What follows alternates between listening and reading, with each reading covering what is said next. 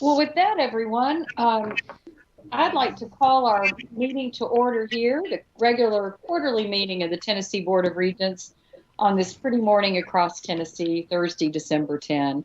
As beautiful as the weather is, though, we are mindful that it's a tough time for our state right now with the coronavirus, and I know everyone's looking forward to progress on the vaccine and its arrival and our governor's leadership in that regard and protecting our state. So thank you to him for all that's happening at this point. Just a reminder, as Sandra mentioned, we are being live streamed this morning, and this meeting is also being recorded. We have a number of observers, I know, from across our system, from our colleges, possibly members of the media and other interested parties. So welcome and thank you for joining our meeting. With that, and to make it official, let me ask Sandra to call the roll, and you'll recall our two questions that we are answering these days as we meet electronically. So Sandra, I'll let you take it from here. Thank you. Thank you, Vice Chair.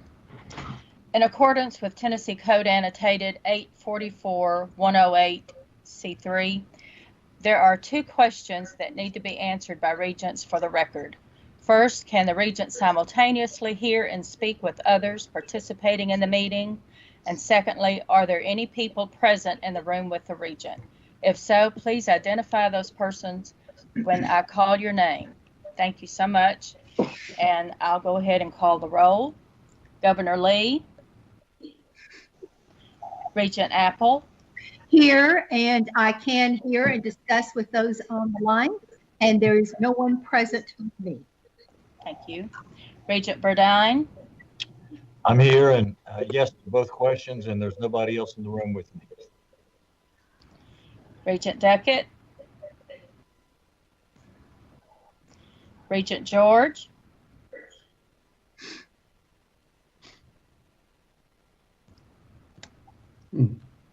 Regent George. I think you're muted. Sorry. That's all right. I'm present. Yes, I can communicate and both ways, and there's nobody present in the room with me. Thank you so much. Regent Gill. Present.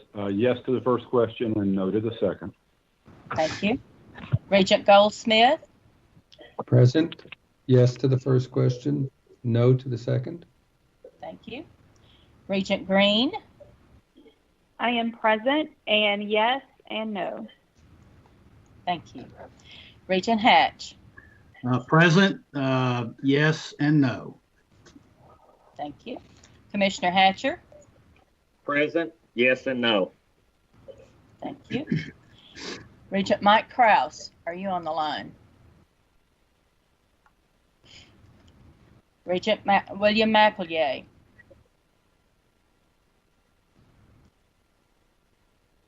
Regent Powers. Present, yes and no. Thank you. Regent Reed. Yes to both questions, and no one is in the room with me. Thank you. Vice Chair Reynolds. I'm here, yes and no. Thank you. Commissioner Schwinn.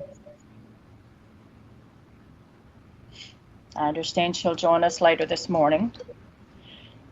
Regent Varlin. Good morning, and yes, I am present, and yes, I can hear and speak, and no, no one's home, except my dog. Thank you. Regent Wamp. Yes to the first question. There's nobody here at the moment, but if you may have caught me on screen, there was a 5-year-old over my right shoulder a few minutes ago because school is in 2 days a week here. So there's nobody in the room now. Should I update if there is somebody in the room? We will check with our general counsel on that, but you can certainly text me and let me know. I think, Regent Wamp, I think it's fine that what you've identified. And the purpose of the Open Records Act is to make sure that it is just clear that there's, as I interpret it, that there's nobody there influencing you. I trust that your 5-year-old will not be whispering in your ear and influencing you on how to conduct the board business. Fair enough. That's good. Thank you. My 5-year-old's never learned how to whisper. And last but not least, Regent White. Yeah, I'm here. I do have to hop off at 10 o'clock Eastern. I apologize for that. I can hear and speak, and there's no one in the area right now. Thank you. Madam Chair, you have a quorum. That's excellent. So the process is a little cumbersome, right? Meeting in these extraordinary times. Since we are meeting electronically in recognition of the need to avoid personal contact during this pandemic, and in keeping with executive orders related to the pandemic, we need to consider a motion that will determine that we have deemed it necessary to meet electronically in order to provide timely action on some items, and to meet in person rather than meeting in person, in other words, for safety reasons. So I am calling for a motion, if you will, to determine the necessity that we do need to meet electronically. So moved, Joey. Thank you, Joey. And a second? Second, Tom. Thanks, Tom, very much. So any discussion? Thank you all. This once again will require a roll call vote. Sandra, would you call the roll? And again, we are determining that there is a need to meet electronically at this time. Thank you. Thank you. Regent Apple? Aye. Regent Burdine? Aye. Regent Duckett? Regent George? Aye. Regent Gill? Aye. Regent Goldsmith? Aye. Regent Green? Aye. Regent Hatch? Aye. Commissioner Hatcher? Aye. Has Student Regent William McElroy joined the meeting? Yes, ma'am, I have. Thank you. And how do you vote? Aye. Thank you. Regent Powers? Aye. Vice Chair Reynolds? Aye. Commissioner Schwinn, have you joined? Regent Varlin? Here? I assume that's a yes. Yes. Thank I you. don't know why I said here. Both. And Regent Whomp? Aye. Regent White? Aye. Motion carries. And Sandra, we missed Regent Reed. She's a non-voting member. I'm sorry. Oh, that's right. I forgot. Thank you very much. That's correct. Next Thank year you. it will be different. That's right. Thank you. Excuse me, can I interrupt? And Sandra, did you make sure that Regent McElroy can both hear and see what's going on, and that if there's anybody else in the room, he identifies? I'm not sure. Regent McElroy, would you be able to answer those two questions for me, please, for the roll? Yes, ma'am, I can both see and hear, and there is nobody in the room with me. Thank you. Okay. Doesn't look like that 5-year-old's made an appearance yet either, Weston. I now have you on my screen. Oh, they'll show up. There's a 2-year-old too. Okay. Oh, very good. Excellent. We'll look forward to that. At this time, before we move into our business, I do want to formally welcome to the quarterly board meeting our two newly appointed regents, Nisha Powers and Mark George, both of the Memphis area. For those who are watching, who have not had the occasion to meet these two able people, Regent Powers is president of a civil engineering firm in Memphis, Powers Hill Design. She established the firm in 2005 and runs a very impressive operation. She is a proud graduate of the University of Tennessee, where she met her husband, Craig, and they are the very parents of Lucas, who just turned 7. So welcome, Regent Powers. In addition, Regent George is chairman of IMC Companies. He started that company in 1982, and it has grown exponentially. He is one of the nation's largest marine drayage provider, with 2,500 team members at the company and truck terminals in every ocean port and rail terminal in the United States. So a very impressive business background. And we are proud to claim him as one of our own. He's a native of Franklin and a graduate of Columbia State Community College. So welcome, Regent George. Thank you. Glad to be here. Thank you. With that, we will move into our formal agenda, and you have received our minutes from our September 23 quarterly meeting.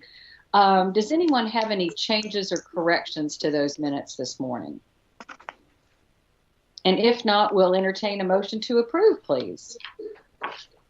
So moved. Thank you. Who was that? Burdine. Burdine. Thank you, Miles. Just didn't recognize the voice. And a second? I'll second Yolanda. Thank you, ma'am. Any discussion? Hearing none, we will need a roll call vote on this. So Sanja, once again, please. Thank you. Regent Apple. Aye. Regent Burdine. Aye. Regent Duckett, have you joined the call? Regent George. Aye. Thank you. Regent Gill. Aye. Regent Goldsmith. Aye. Regent Green. Aye. Regent Hatch. Aye. Commissioner Hatcher. Aye. Regent McElroy. Aye. Regent Powers. Aye. Vice Chair Reynolds. Aye. Commissioner Schwinn. Aye. Thank you, and thank you for joining us. And I'll come back to you and ask 2 questions after I finish this roll call. Regent Varlin. Here. Regent Wamp. Aye. Regent White. Aye. Okay. Commissioner Schwinn, we are required to ask the questions if you have anyone there in the room with you as you're taking this meeting, and also can you hear and speak with others on the meeting? So if you could answer those 2 questions for our record. Sure, there's no one here with me, and I can see and hear everybody. Thank you. Madam Chair, the motion carries. Thank you very much. Chancellor, good morning. How are you? Good morning. Good morning to everyone today, and thank you all for being here. So why don't you take us through your report of interim action, please, ma'am? Thank you, Madam Chair.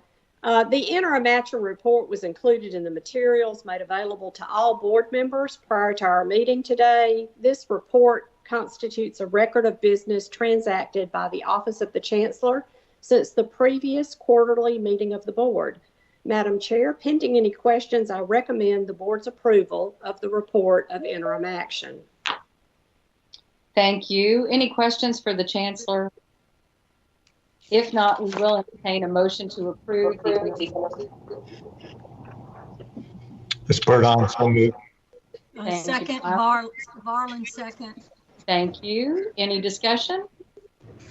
If not, one more time with feeling. A roll call vote, please, to approve the Chancellor's interim action report. Thank you.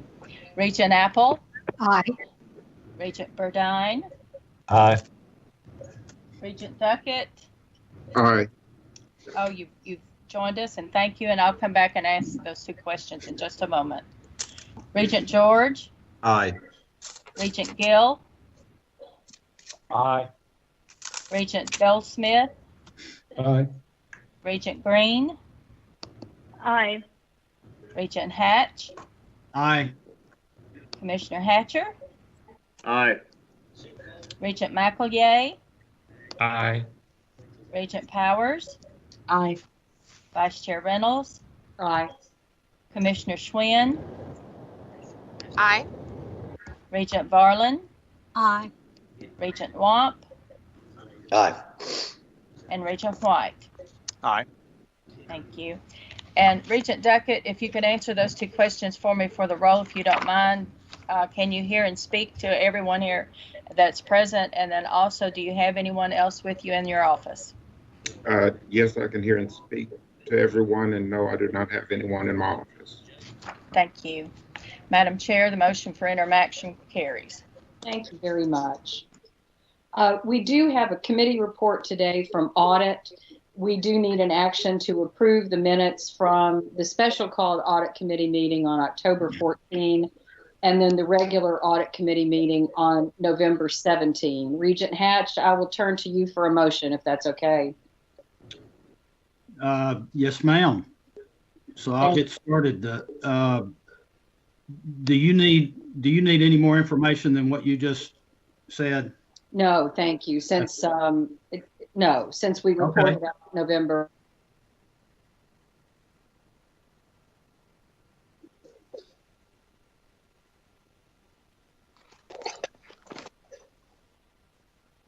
Regent Hatch. Yes, I'll make the motion to approve the meeting minutes from the 2 special called audit committee meetings. Thank you. May we have a second? Second, Mary Lou. Thank you. Any comments or discussion on the 2 audit committee meeting minutes? If not, a roll call vote, please, Sandra.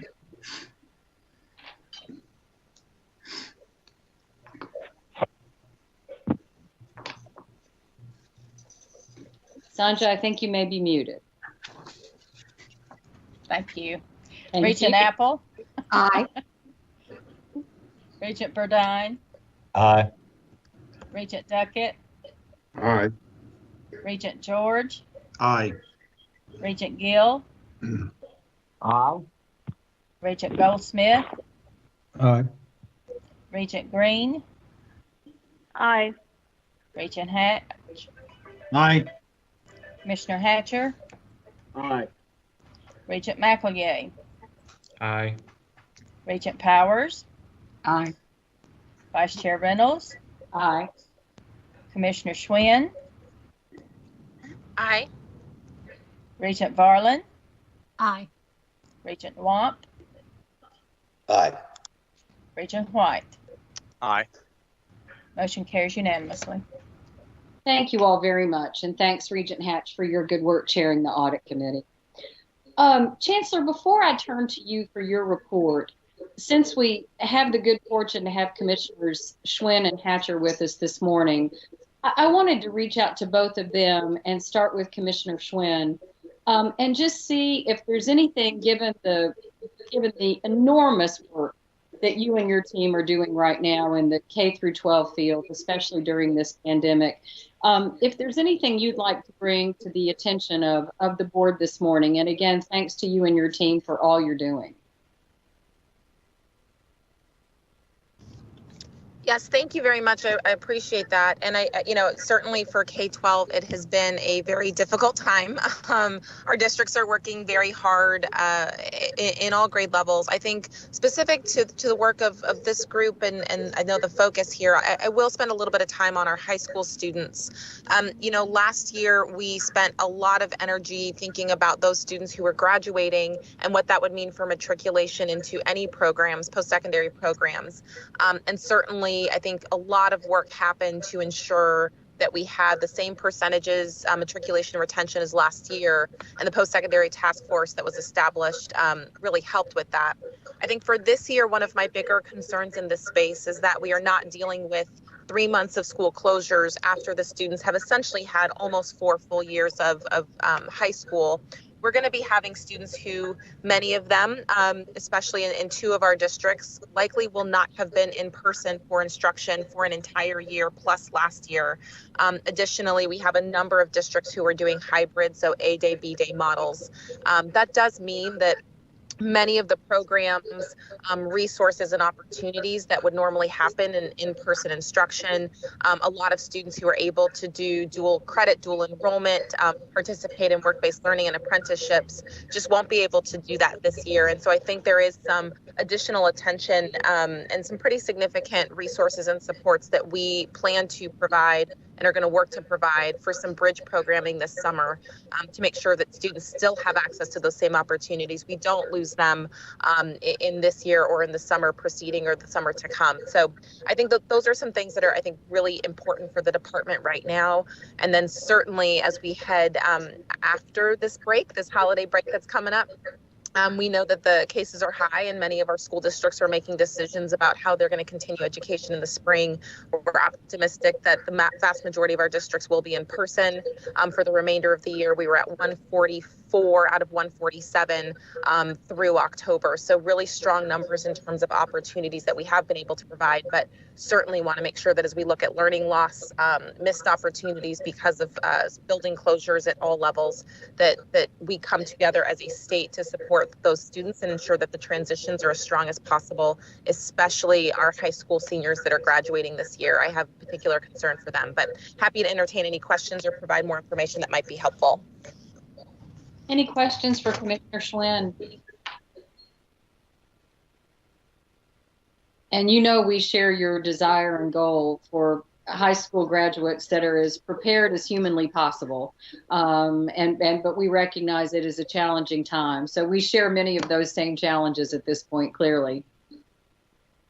Chancellor, anything from your end in response to Commissioner Schwinn? Again, Commissioner, thank you so much for taking time to be on our meeting today, because I know your schedule is so packed. As Vice Chair Reynolds said, we share those same concerns, and we are here and ready to help in every way that we can. We know that our pathway coordinators are working with the school systems, looking at different ways to help students obtain entrance into college. We have put in our multiple measures program for entrance into our colleges so that we're sure we're helping students at the level they need to be helped. We fully recognize that there may be some gaps when students enter at this point, and we hope that we will have in place initiatives to help them there. Our biggest goal is to help them understand that the next step needs to be taken, and that we are their best next step for their future. And so together, I know we'll be able to work on that. So thank you again for all that you're doing and for being with us today to help us in that endeavor. Thank you very much. I appreciate that. So thank you. We appreciate you. Commissioner Hatcher, anything that you're seeing from an agriculture perspective that would be helpful for us to know? And thanks for your service. Yeah, sure. So the Ag Department's uniquely qualified to deal with emergencies. We dealt with bird flu as recently as 2017. Yeah, we've prioritized our services from the very beginning, working with ag and forestry industries, which are the #1 industries in the state, and they've been critical infrastructure from the start, continuing to supply the food and fiber, in some cases fuel to Tennesseans. And they've encountered hardships before, so this is not new as far as a hardship, but it's been a pretty tough time. We've had a few missteps in our supply chain and some shortages here and there, but for the most part, they haven't missed a beat. But as this economic recovery takes place, ag and forestry are going to be right in the forefront, because we're in the rural communities. In these rural communities, it's ag and it's farmland and trees, and so we know as the rural communities go, so the state goes, and so the economy goes. So we're bearing down, staying the course, and pushing forward on our mission. Well, thanks for all you're doing, and the ag is the backbone of this great state. So we thank you. So thanks for being here this morning. With that, Chancellor, I think it's a good setup, right, to segue to your report and some critical things you want to bring to our attention this morning. Thank you so much. Again, welcome to everyone. We do have some information that we'd like to impart with you today. But to begin with, I'm going to call on Executive Vice Chancellor Russ Deaton to talk to you about our faculty survey report that we did during this term. I believe that he is going to introduce to you Dr. Amy Moreland so that she can go over the data with you. Dr. Deaton, if I could turn it over to you at this point. Thank you, Dr. Tidy, Vice Chair Reynolds, and members of the board. Good morning to everyone. We are excited to show you these results from this faculty survey.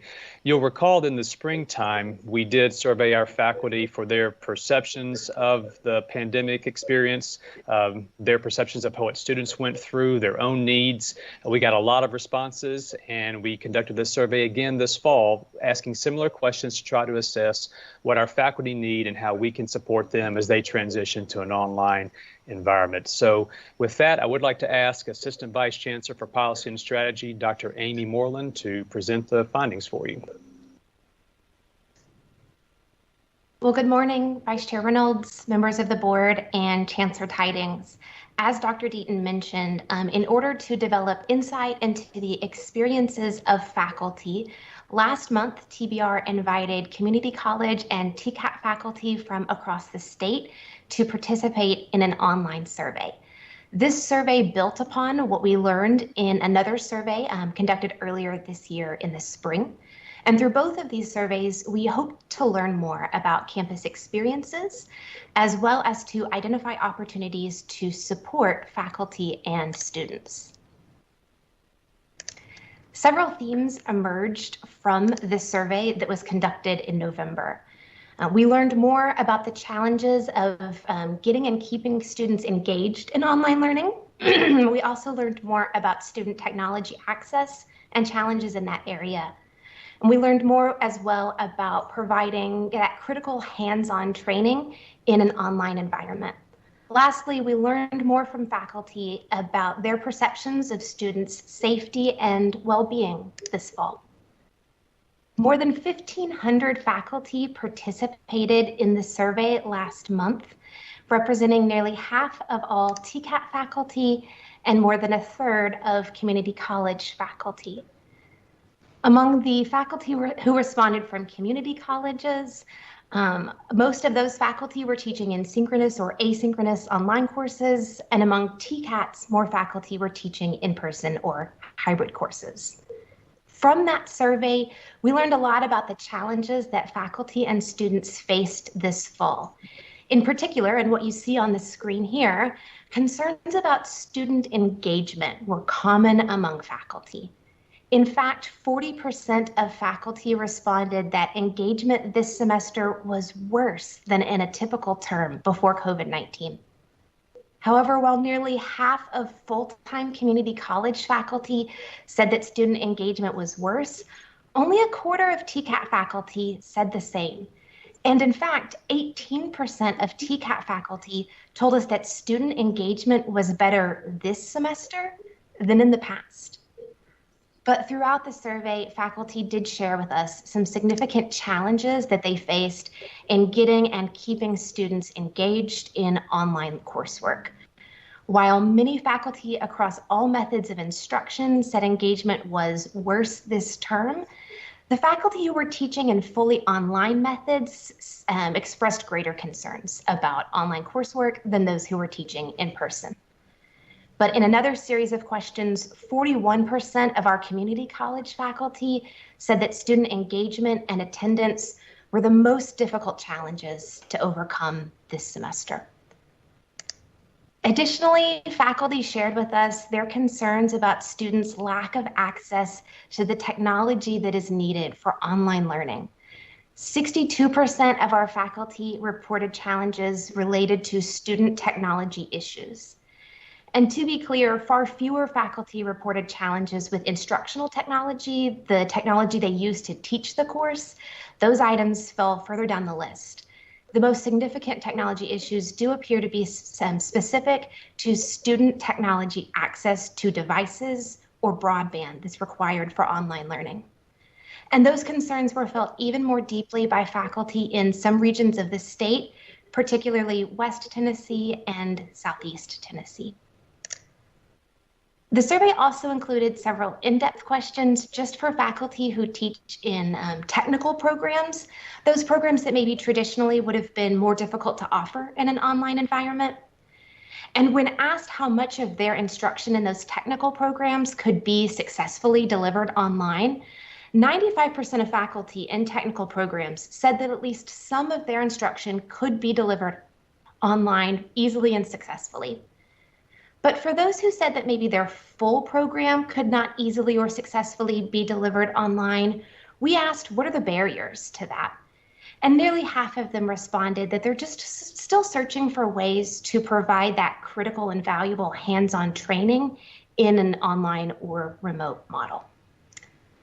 And while many faculty shared with us their perspectives on the move to online instruction, we also recognize that many of our faculty and students returned to in-person or hybrid instruction this fall. And among the faculty who were teaching a course with an in-person component, 94% of faculty said that students seemed to feel safe in the classroom this semester with social distancing measures. Perhaps here a positive indicator of colleges' work to ensure a safe environment for learning for those who did need to return to in-person instruction. Even still, many of our faculty, especially our TCAP faculty, shared with us in this survey that they frequently worry about their students' health and well-being, just given the challenges and conditions that this fall presented. And similarly, while faculty themselves shared with us that they sometimes felt overwhelmed by new responsibilities and challenges this year, they also reflected really positively on the support they received from their campuses.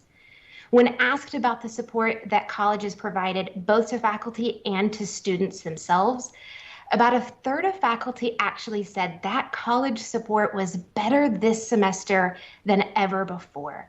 Again, perhaps a testament to the work that colleges have done to ensure a successful semester.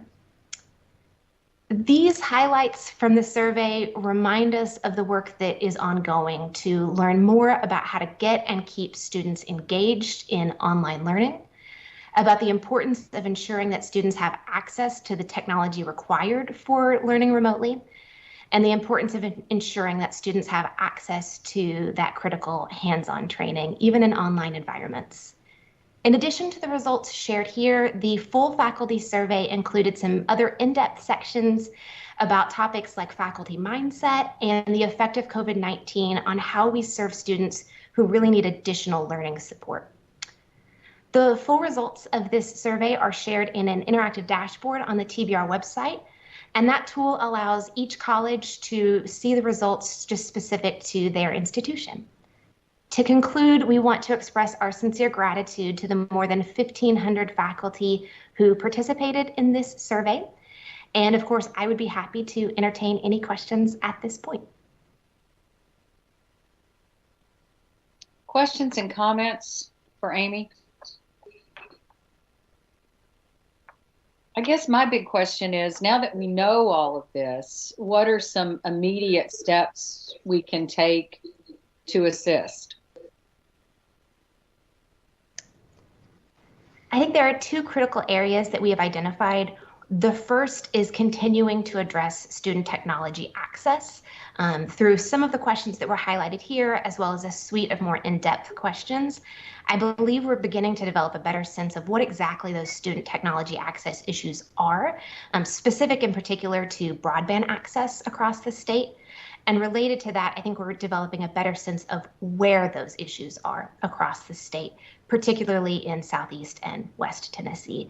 So I think one area where this points us is to continue addressing those student technology access issues. The second is, I think this points us to the need for further discussion and engagement with faculty about those concerns around student engagement. Beyond the questions listed here, there were many open-ended questions where faculty were just able to share their experiences and thoughts with us in their own words. And many of them noted just the continued challenge of working with students in this new format, learning to relate to students in this format, and the need for further resources and faculty development to teach in this way. Oh, may I ask or make a comment and ask a question too? This is Danny Barlin. You know, it's I think about teachers, faculty in every area, and how difficult it is to not only do what you're doing, but to also feel good about what you're doing. I mean, in our jobs, many of us continue, we think I could have done better, I'm not doing it right, or it's not turning out the way I want to, all this kind of stuff in many ways. And so with that, I wonder if setting some realistic goals about what, if we get it just right, what does it look like? But also having a little bit of grace in understanding what is possible.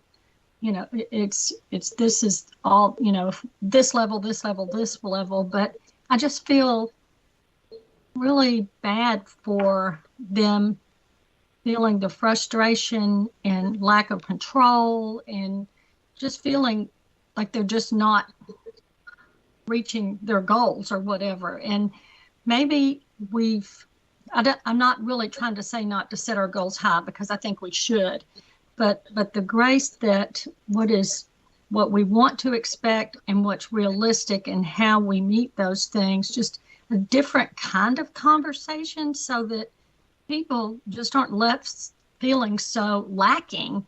And that's in, not just teaching, but whatever we're doing. I don't know about most of you, but oftentimes it feels like, well, I'm not sure if I got where I meant to be or not, because this is such a difficult way to communicate a lot of things. But any comments about that? Or I'm not suggesting that we lower our standards. That's not what I mean at all. It's just, how do we help them feel the confidence and not just feel so frustrated that they're not meeting those? Or is that sort of crazy?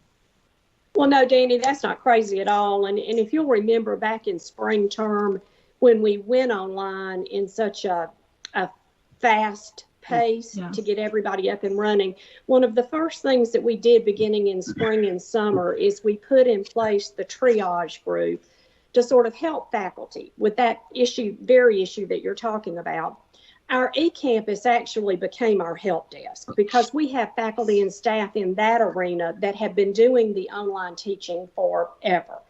So they became available immediately to start helping faculty to find ways and techniques to improve what they were doing. Dr. Lemming's area immediately started shifting more of their high impact practices into what does a good online program look like and how can we help there.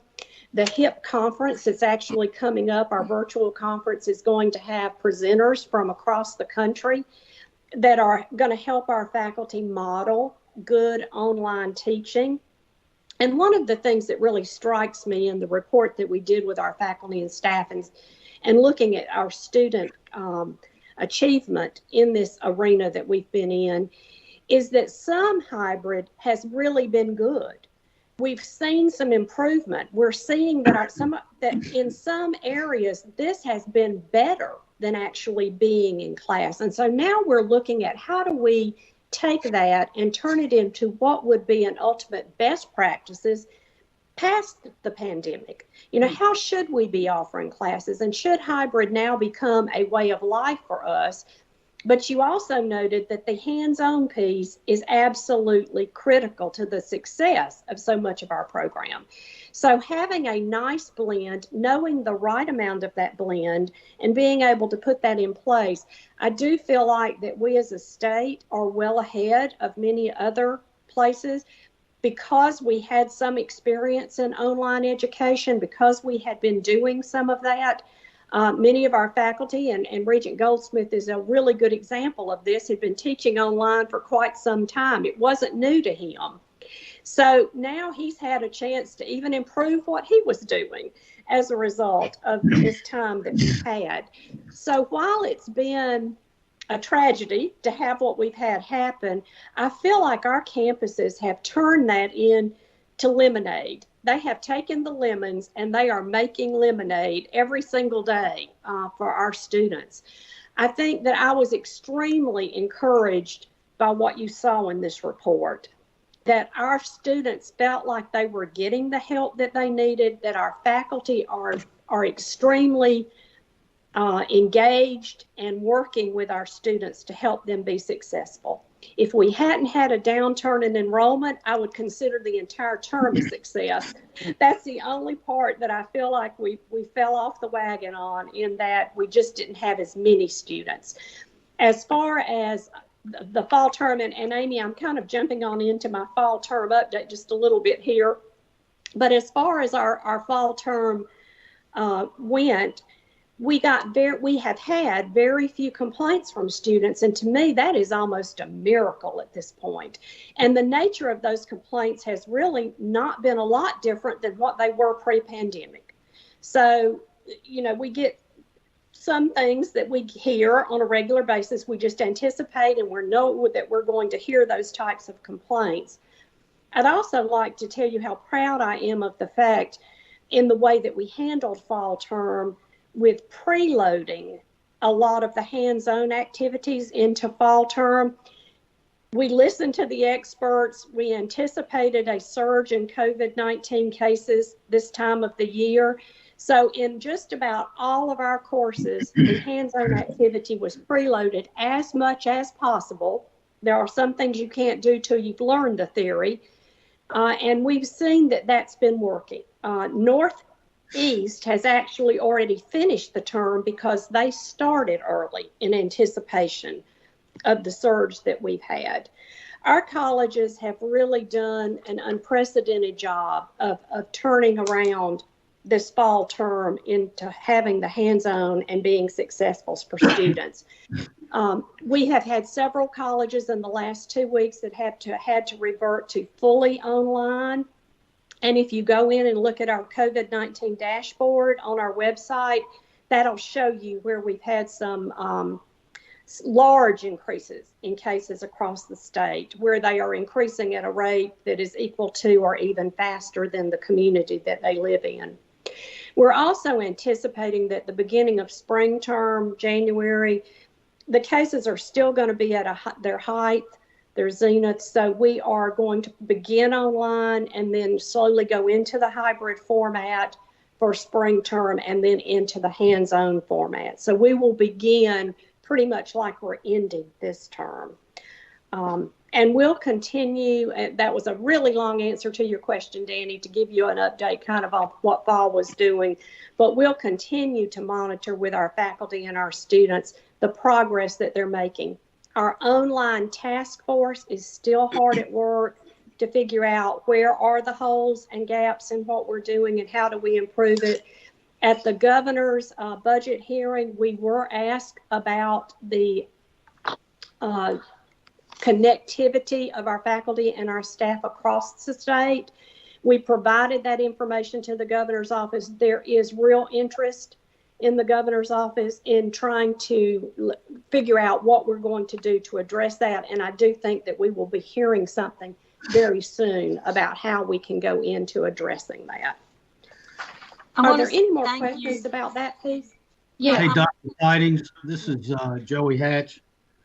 I wanted to do a lean in real quick. That was a great question by Danny and a great answer. I just wanted to lean in and say your thought about making lemonade out of this is right on. I mean, we've been really fortunate in the state of Tennessee to have great leadership through not only this pandemic, but all the other crazy noise and stuff that was going on in 2020.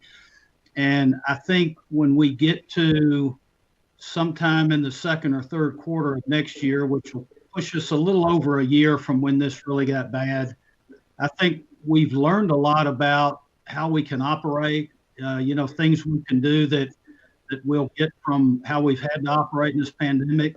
The good things, I know everybody wants to be back together and hugging and shaking hands and all, but I also think that we'll figure out that some of that could be different forever. But I think the system has done a great job of this. I can't imagine the stress level that's been put on the faculty and all the other kind of first responders in the state. But I think we've been very fortunate to be in a state that's done as well as we have, and kudos to everybody. And I think we're going to learn some really good lessons going forward that we can mimic in future years. I guess I wanted to just say one thing in reply. I probably didn't do a good job expressing myself because I certainly am aware of all the unbelievable things that the system has done to support our teachers and faculty to do, and our student, everything. I mean, it's just been unbelievable. But I guess I was listening to some of Amy's report that made me feel sorry, and it was probably influenced. I had an hour-long early morning meeting with some of our subspecialists at the hospital and regarding telehealth and how frustrating people not showing up for appointments and this and that. And so they literally just go after them. The physicians, because now they get paid for that. But, listening to the frustration of how many things that we have put in place to make it easy and acceptable and everything with our patients, but then you still feel this level of frustration. So that probably influenced my comments, because I just, we've done so much, they've done so well and better than you could have ever imagined. So just making sure they realize how proud the board, everybody is of them. So thank you so much for your comments. Hey, Chancellor, it's Emily. If I may, I just want to very quickly ask Regents Goldsmith and Reed if there was any reaction from them on the faculty survey, if you don't mind. I don't want to slow you down too much, but I would love their input. I was pretty spot on the survey, the results. From what speaking with my coworkers and the students, that's pretty much the majority, I think. I've been very impressed with the support that we've received. I know several other TCATs as well as ours. When it happened, we just jumped in and we helped each other. There are some of the other programs that aren't as internet-based as mine is, and AOT. It was a very smooth transition for us because most of our work is already internet-based. But other programs weren't, and we helped each other. We just made it happen. And I know other TCATs did the same thing. So it was pretty just smooth. When you have those obstacles, you just make them happen. And we overcame them. We had some students that didn't have internet access. We helped them get it through. Some of the local internet companies were offering free access for a month, up to 6 months. So we helped those students get that access at their homes. You're resourceful and you find out how we can make things happen. If they need an internet card through Verizon, we make that happen. You just do what you need to do. And that's what we did here at TCAT Crossville. I know some of the other TCATs did the same. Thank you. Regent Goldsmith? Ken, hit your mic. That's better. I look at it from a little different perspective, more of a go-forward perspective. Faculty can't do anything about technology access. That's an issue that's outside of their control. But for faculty to be successful in a hybrid or an online course, it goes back to course design and engagement standards. And I think when I look at it, the system, even though the survey was useful, we're looking at very different standards that each college has, whether they have a teaching and learning center or not, whether they have standards for online. And I know, the chancellor's working on that with that committee, but it's not magic to design a course that increases engagement. But for me, the go forward is, it would be interesting if we looked at the resources, and I don't want to tell the chancellor how to do her job, but when you have eCampus resources and you have some HIP resources, maybe we can create something at the system level of more of a teaching and learning academy for everyone, whether they're at a TCAT or whether they're at a community college, where the resources are a little more centralized and managed in a different way than they are presently now. HIP is great, but not all faculty have drafted an HIP course, and not all faculty are trained in high impact practices, even though we do have a wonderful annual meeting on that. So I think looking forward, I think we really look at, and eventually porting over to Blackboard, we have a really great opportunity, maybe at the system level, to say, how do we combine these pieces of resources that are effective but not in a centralized place? And lastly, I would say from a faculty perspective, I would love to have direct access to that and not have to go through my layers at my college to get that type of support.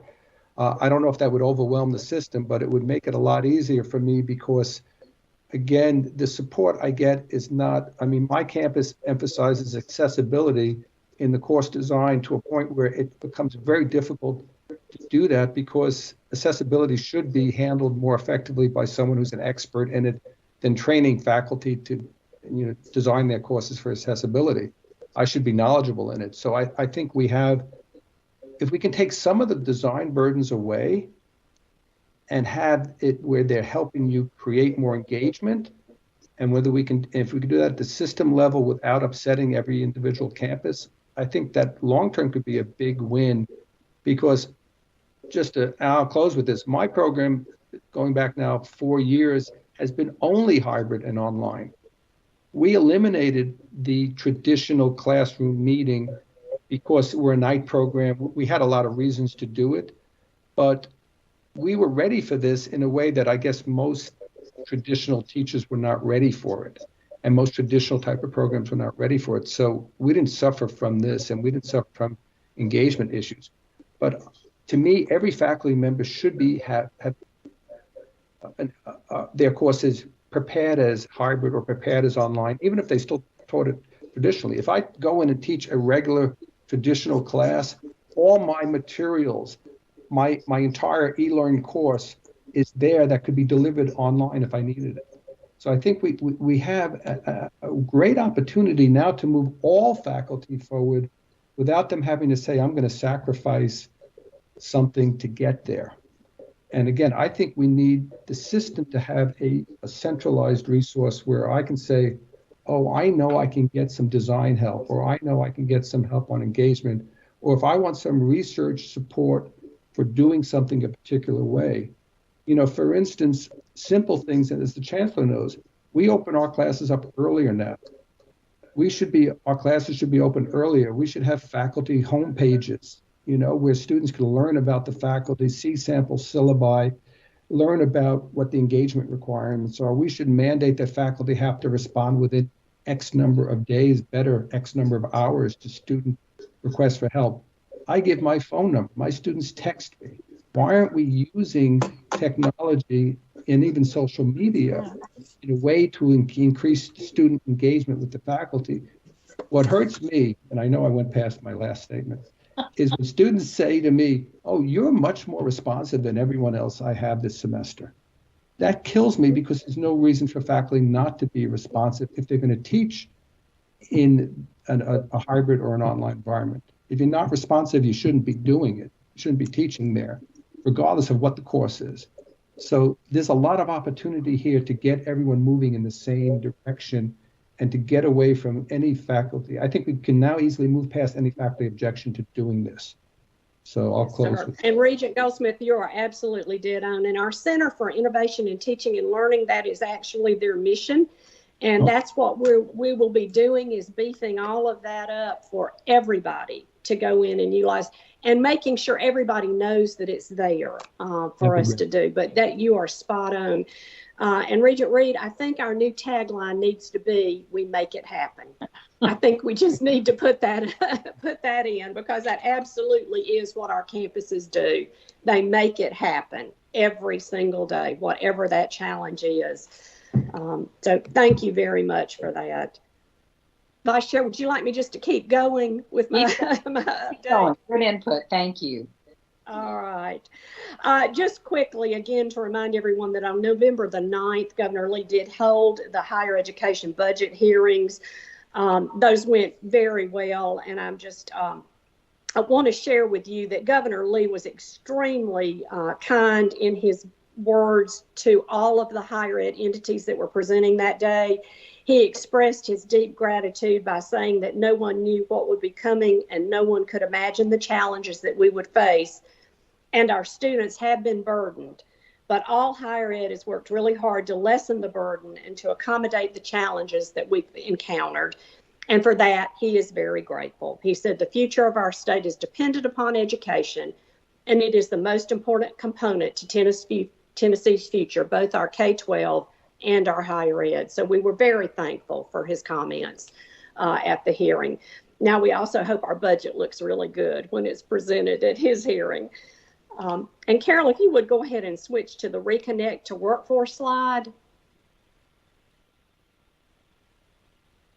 Governor Lee also put in an initiative in an effort to help unemployed individuals participate in the Reconnect program as a way to fulfill one of the requirements for receiving unemployment benefits while earning a college degree or a career or technical certificate.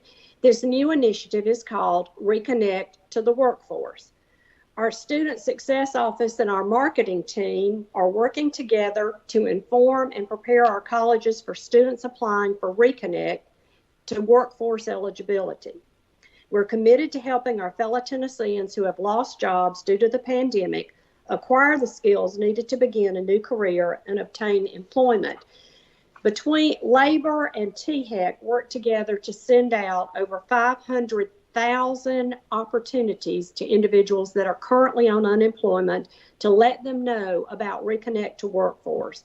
So we are hoping that this is going to help with our spring enrollment, and then due to this and the governor's initiative and the public service announcements that the governor's office is making, we hope that this will really help get people back into college and back into the workforce. And now next on my agenda, members, I'd like to also talk to you about something I'm very proud of that was developed out of the system office, and it is our commendation for military veterans. For some time, our individual colleges have held their own Veterans Day ceremonies and activities honoring veterans in their campus communities. You'll recall that in 2019, we asked Dr. Den, who is our Associate Vice Chancellor in the Office of Academic Affairs and a proud United States Marine veteran, to serve as our system-level Veterans Coordinator.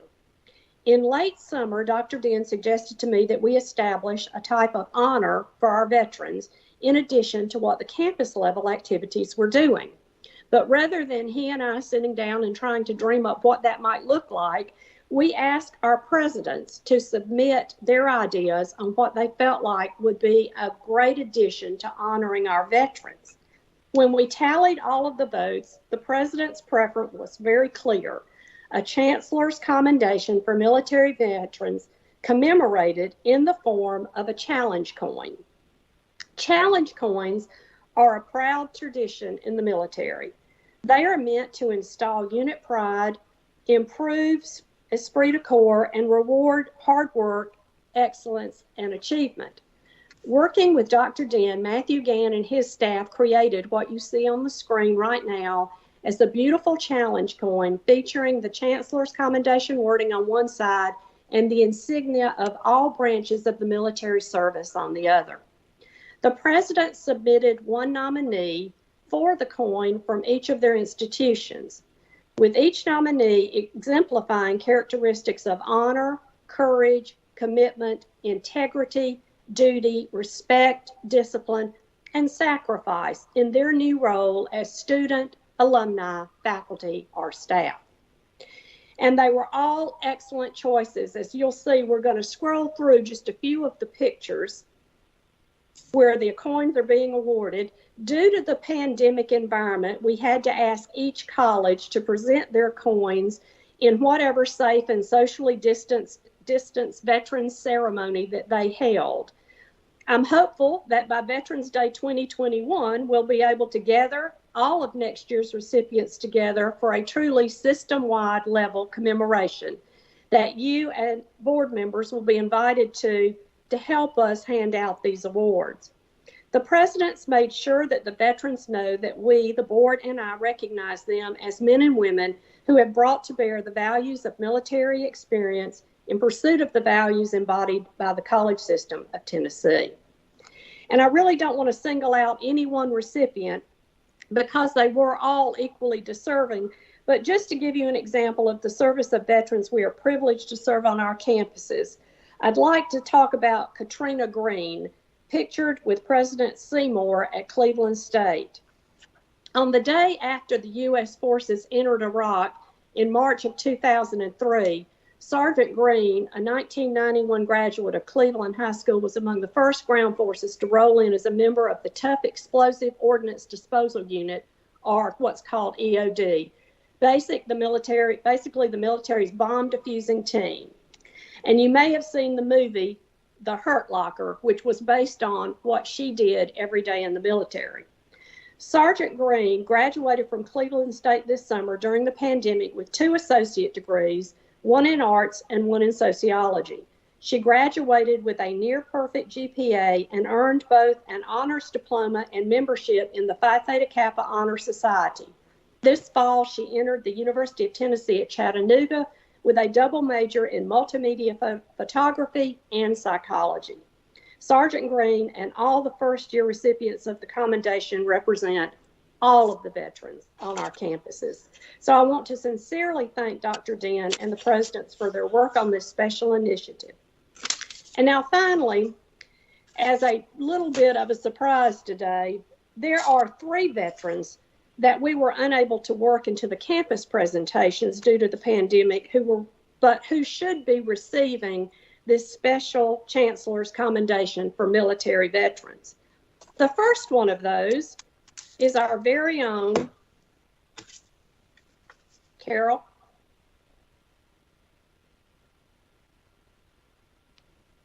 It's going to put the picture up. Carol, our first special recognition is to Regent Mary Lou Apple, a proud retired veteran of the United States Air Force.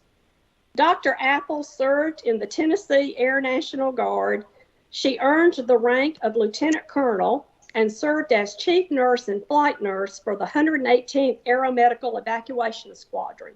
She completed the Military Medical Service Officer course in San Antonio, Texas, flight school at the Aerospace School of Medicine, and the Battlefield Nursing course. Dr. Apple received the Air Force Commendation Award and the Achievement Award during her service. Please give Dr. Mary Lou Apple a big round of applause for her service to our country.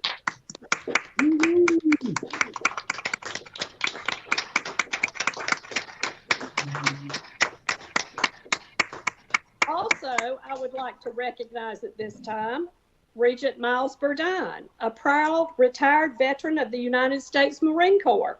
Having served 30 years and now retired at the rank of colonel, he has extensive training and experience in tactics, security, civil affairs, and the challenges faced in the Middle East.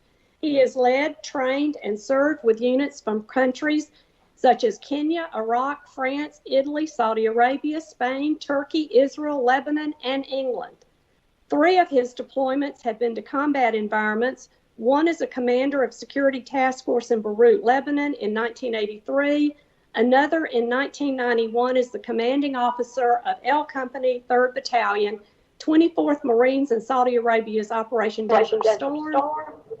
And finally, in 2005 and 6, as Governance Support Team Commander of the 6th Civil Affairs Group during Operation Iraqi Freedom in Iraq. Please congratulate our own Colonel Burdine.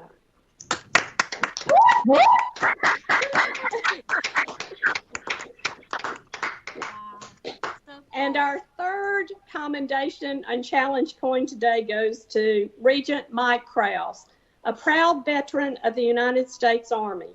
Director Krause served 8 years in the U.S. Army and Tennessee Army National Guard, where he completed 3 combat tours with the Screaming Eagles of the magnificent 101st Airborne Division based in Clarksville.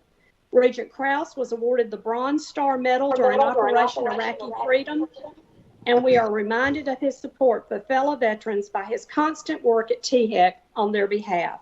Regents Apple, Burdine, and Krause, please look for your challenge coins to be delivered very soon. They will be mailed out to you today. I have them here with me, and we'll get them in the mail to you right away. I know that I join our fellow board members in thanking you for your service, not only to the board, but to our great country. Yes.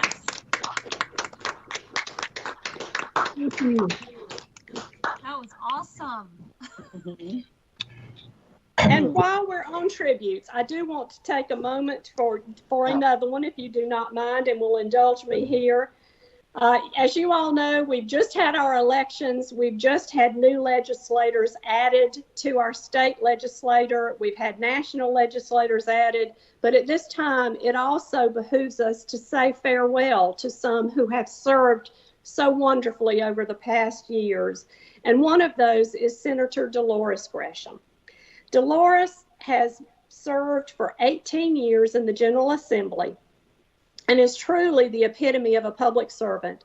Whether through her years in the United States Marine Corps, from which she retired as a lieutenant colonel, her service with numerous local causes and institutions in Southwest Tennessee, or the 6 years she spent in the State House before moving to the 12 years in the Senate, the biography of Dolores Gresham can be summed up in one description: a life dedicated to the protection and service of others. Tennessee, and specifically the college system of Tennessee, can be very thankful for that good service. While she has been a champion of multiple issues, Senator Gresham's focus was on education, and her leadership in our field as chair of the Senate Education Committee has yielded dividends that will strengthen our colleges and, more importantly, our students for years to come. It is no surprise that a hardworking Marine with 2 master's degrees of her own would work so hard to further the education of others. Her 26th senatorial district literally covers half of Jackson State service area and other rural counties and southwest communities of Tennessee. Among her many current and past community involvement, she has been an active part of the Southwest Tennessee Community College Foundation and has worked to illuminate their outreach in Fayette County, where she and her husband reside and own their farm. Since her first election to the House in 2002, Dolores Gresham has done much for this great state. Her life has opened doors for women with the example she has set in numerous capacities. The policies she has examined and worked for have opened doors for many Tennessee students of all ages and in all regions. I will truly miss her presence and counsel and partnership in the Senate, but I could not be more grateful for the work that she has done and the trail that she has blazed for all. If you would, let's please show our appreciation by a hand clap now for Senator Dolores Gresham.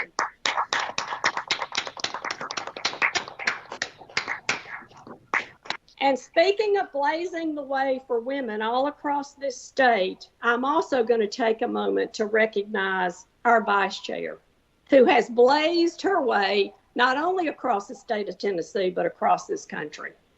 Our vice chair was recently recognized as the Woman of Influence by the Nashville Business Journal.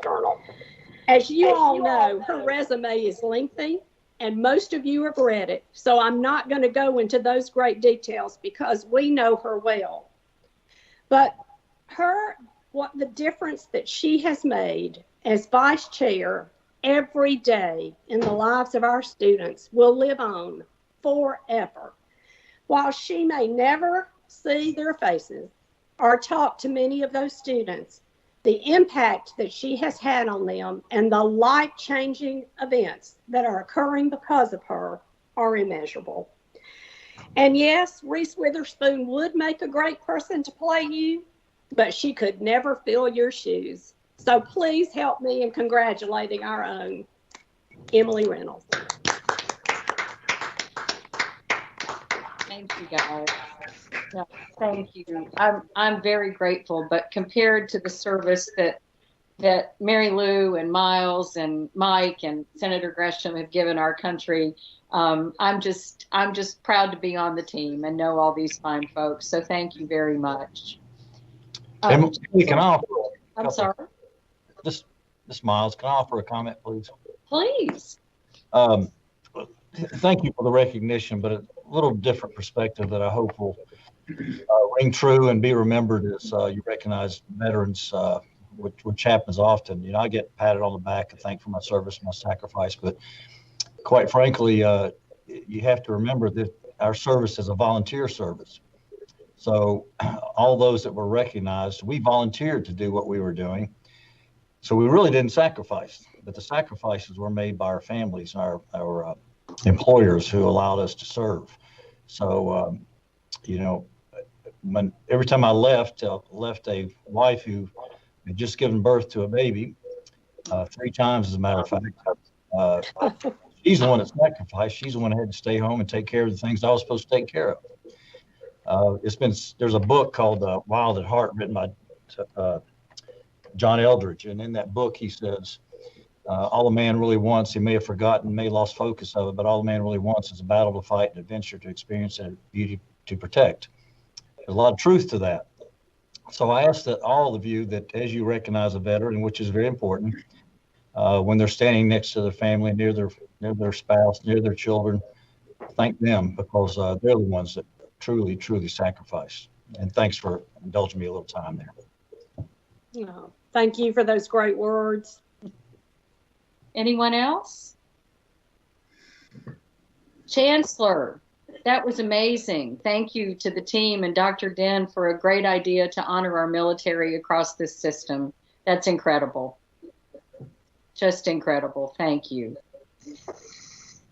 Oh, moving right along. Does that conclude your report, by the way? That does conclude my report, Madam Chair. Thank you.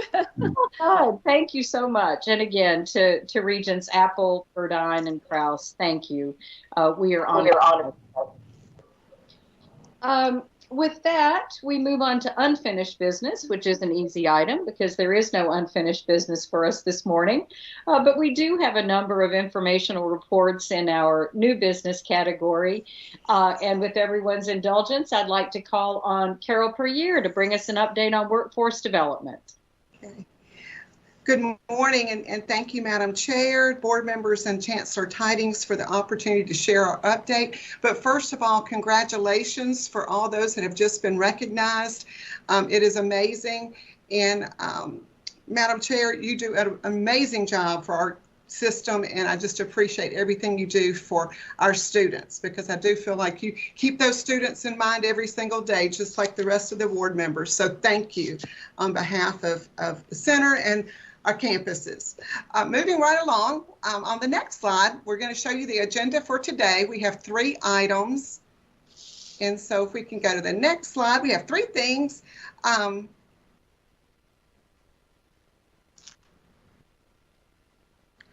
will just move ahead. We have the workforce contact hour reporting that we always do for the board. We have current state ECD news and workforce project updates, correctional workforce training programs. And as you can see, the 3 agenda items, all are informational only. So if it pleases the board, I will cover all items and then be happy to answer any questions for you. Is that okay, Chairman Reynolds? Vice Chair Reynolds? Absolutely, thank you. Okay, well, the next slide, for many of you, just a reminder, yearly our colleges report their workforce activities. Jennifer Fuchs out of our department handles this project, working with the Tennessee Higher Education Commission and our colleges. She does an amazing job. They report 3 different areas. They report the hours for their workforce training, they report head count, and the sector of the training that they do, as well as the companies that they work with. Workforce industry training is not credit training. It is referring to contract training that we have with business and industry. It goes by a couple of names like supplemental training, and it also includes open to the public programs where people come back for workforce enrichment. So those are what we're referring to with this workforce industry report. COVID has unmistakably impacted our campus operations and also our workforce training. Some companies were forced to cancel or delay their training, but our campuses worked hard to maintain in other cases. And actually, when you look at the number of hours that they worked on and served, we reported 1.2 contact hours, 1.2 million contact hours for this year.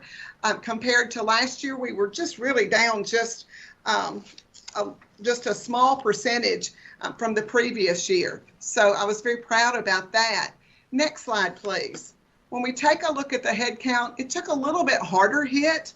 Again, for the most part, as you all are aware, from March to about July, business and industry just really, training was not the top thing on their list, obviously. So we did see a decrease in the head count from 82,000 in the 18-19 year to 62,000 in the 19-20. Again, I think that's very understandable as we take a look at what was transpiring. On the next slide, we take a look at the industry sectors that we served as a system.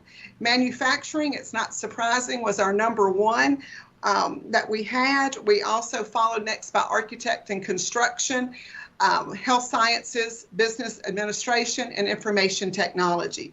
Those are the top industry sectors that we served during the last year.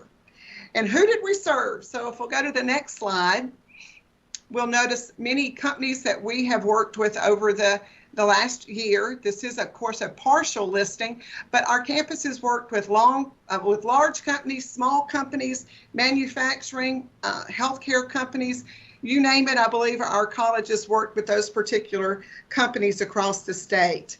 And so this concludes my portion on the workforce industry training hours. And if we'll move on, we'll go to the second agenda item, which is the current state ECD news and workforce project updates. And Carol, we'll just go on to the next slide. In September, TCAT McMinnville interim president Nathan Garrett shared a report on several of the apprenticeship programs that we were doing across the state. He talked about BNA, he talked about S&W, and we talked about Assurion and all of those things that was very well received. I'm here today to tell you that he has not stopped. We still are seeing an increase in interest and signing of registered apprenticeships across the state. Our colleges are welcoming this idea and working very closely with the Department of Labor to make this happen. The slide you see is Dollywood Company and Walters State Community College. They signed an agreement early October, and this is actually the first registered apprenticeship program Walters State has, I believe, or even in East Tennessee, dealing with the hospitality industry. Walters State and Dollywood have a new apprenticeship program that will offer both classroom hours and on-the-job training. Those who complete this training will receive industry certifications in the hospitality area. They will also receive an apprenticeship certificate, and they will also have the ability to take the work that they did in the apprenticeship and transfer it into a technical certificate with Walters State. So I think that is something to be really important to take a look at and just see the benefits of apprenticeships. I will say that Dollywood has already signed up 4 new employees that will be going through this particular program with Walters State. And also, I think it's important to know that these new employees will not only go through the training program, but they will be full-time Dollywood employees and have a full employee benefits program to go with them as well. So I want to give a good shout out to Dr. Anita Rickers and Dr. LaPrince, and certainly, of course, the president there as well, Tony, to thank you for their hard work. Obviously, it's a win for Dollywood, it's a win for Walters State and the hospitality industry. In other apprenticeship news, we have in the West Tennessee Home Builders Association, we are this close to signing an agreement that with the Tennessee College of Applied Technology at Memphis to provide related technical training for a carpenter's apprenticeship program. West Tennessee Home Builders Association works with over 100 members. We hope that as this program starts with Memphis, through their initial program, that it will travel across the state and involve all of our colleges that have the construction programs. So thank you. Next slide, please, Carol. I've gotten a little out of order, and that is not Carol Tomlinson, that is Carol Pereira. So we want to just mention a little bit about the state project updates. Most of our projects that we're working with ECD on, they're on hold because of COVID. Hopefully we'll hear lots of good news the first quarter of next year as we go through. I do want to let you know that we had a project called Project Hawk, and as you know, they all receive strange little names, but Project Hawk was actually Canon Auto Solutions, and they are going to be the first industry that will go into the industrial park in Bradley County. So that's exciting for 2 things. They are working with Cleveland State and Chattanooga State. The company produces auto parts. They're an auto parts supplier. So we're glad to see that that one finally landed, and it does take patience on these particular programs. We talked about the apprenticeships. The next is the electric vehicle update. I just wanted to update the board that with the the announcement of the $2 billion investment in Spring Hill's manufacturing plant with Saturn, that Tennessee is now the largest producer of electric vehicles.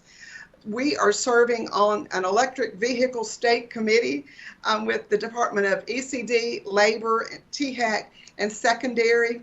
We're actually with TBR, we've got folks from academics, student success, and of course the Center for Workforce Development working on this project to develop and maintain, and that we have a pathway from the secondary system on through the college system to make sure that we have a pathway for employees to go and become employed in the electric vehicles update. So I know there'll be more to come on that as we go through. The last agenda item that we have is the correctional workforce training programs. And I would like to start out by saying that this picture was a pre-COVID picture. So I just want to make sure we all understand that. Lauren Selena is our coordinator of special programs for correctional education. She's truly been a blessing on this, working with all of the campuses, Department of Corrections. Just want to highlight you on a couple of the items. On the next slide, Carol, we're going to show that once again, you see under current courses, we've got our programs going with Dixon, Oneida, and New Bern going very well, over 120 attendees.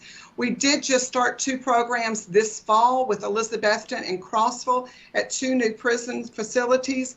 And what's really exciting to me is taking a look at the upcoming events. You can see that again, we're adding additional programs, bringing on TCAT Nashville, TCAT Ripley, Elizabethton adding a different program. We'll also see that Dyersburg State, Northeast, and I apologize that Nashville State didn't make the slide deadline, but they are also working on associate degree programs that they will be rolling out with the prisons in January as well. So the AS program is going to really roll out in January, and this is of course under the governor's initiative for prison education. So we're excited about that. I also want to bring up that the TCAT Elizabethton's correctional officer training, which has been very successful for Elizabethton, has also spread to TCAT Oneida. Those of you that work with Dwight Murphy know that he's never going to let a good idea sit in one spot. So he has replicated that program at Oneida. Oneida is just now registering students, but they have already hired their instructor and they're ready to have classes go in January. This is for professional development. I do want to just say on Elizabethton's hat that they've had 8 graduates in the program so far. They currently have 12 students. It's an 8-month program. And one of the goals with this is to be able to articulate to ETSU's Bachelor of Science degree in criminal justice. Dean Blevins has assured me that that kind of helps when the instructor of your program is a former employee at ETSU, which is Miles Cook. So he is working there, again, with our sister institutions to make sure this is a seamless transition as they go through. We're excited about that. Next, we have a few celebrations to talk about with the prison program that we're working on. Certainly industry certifications, COVID has sort of postponed that, but I want you to know that the workforce programs are aimed at making sure that we are teaching the skills needed to pass industry certifications. Also, I'm very happy to say that one student from TCAT Dixon at Turney's Industrial Complex has transferred to the Building Construction Trades at TCAT Clarksville, which is part of the Dixon system, and another will transfer to Chattanooga State in the computer science area. So we know that the programs are working. We know that we see things that are happening and doing exactly what we're supposed to be doing. Another highlight that I want to share with you is that Lauren has worked on a very informative licensure document so that we can work with the prison employees and counselors along with THAC navigators and along with our 40 campuses to help as we work with these reentry students coming back. So she's done an excellent job with that. She has also developed a bi-monthly newsletter to keep us up to date on what's happening in her particular area. So we are taking a look at that. Also, just one more item there that we want to talk about is that we've talked a lot about how COVID has affected our campuses. It's also affected the prison environment too. I appreciate so much the college's flexibility. When we would get a hold, nobody can come in, and we needed to start correspondence courses, so to speak, with them. They've done a remarkable job. Also working with prisons are a little differently. I want to highlight that we are working with the Department of Correction to have a memorandum of understanding about how that we're going to make sure that students, if they were to get transferred, that we'll be able to work with them and make sure that they can continue their education. So we are very excited about that. Lauren and THEC and THEI are working on a safe space workshop for our colleges and the others to hear how to best work as these people come back to campuses and try to re-enter the workforce and our colleges. So that will be coming up in January. And I've, talked a lot about correctional education initiative, but, does it work? Does it make a difference? And I certainly believe it does. And I think many people across the state does and across the nation. But I'm not an expert. So at the next slide, I'd just like to highlight someone who is an expert, and that is someone who's lived both lives. And this is Colin Carson.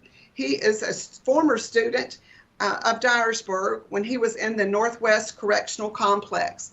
Recently, there was a news article written about Colin and what had taken place for him. And I think you can read this slide. When they look at, they changed my life. When we're discharged from prison, we have skills and tools that will help us to continue to better ourselves.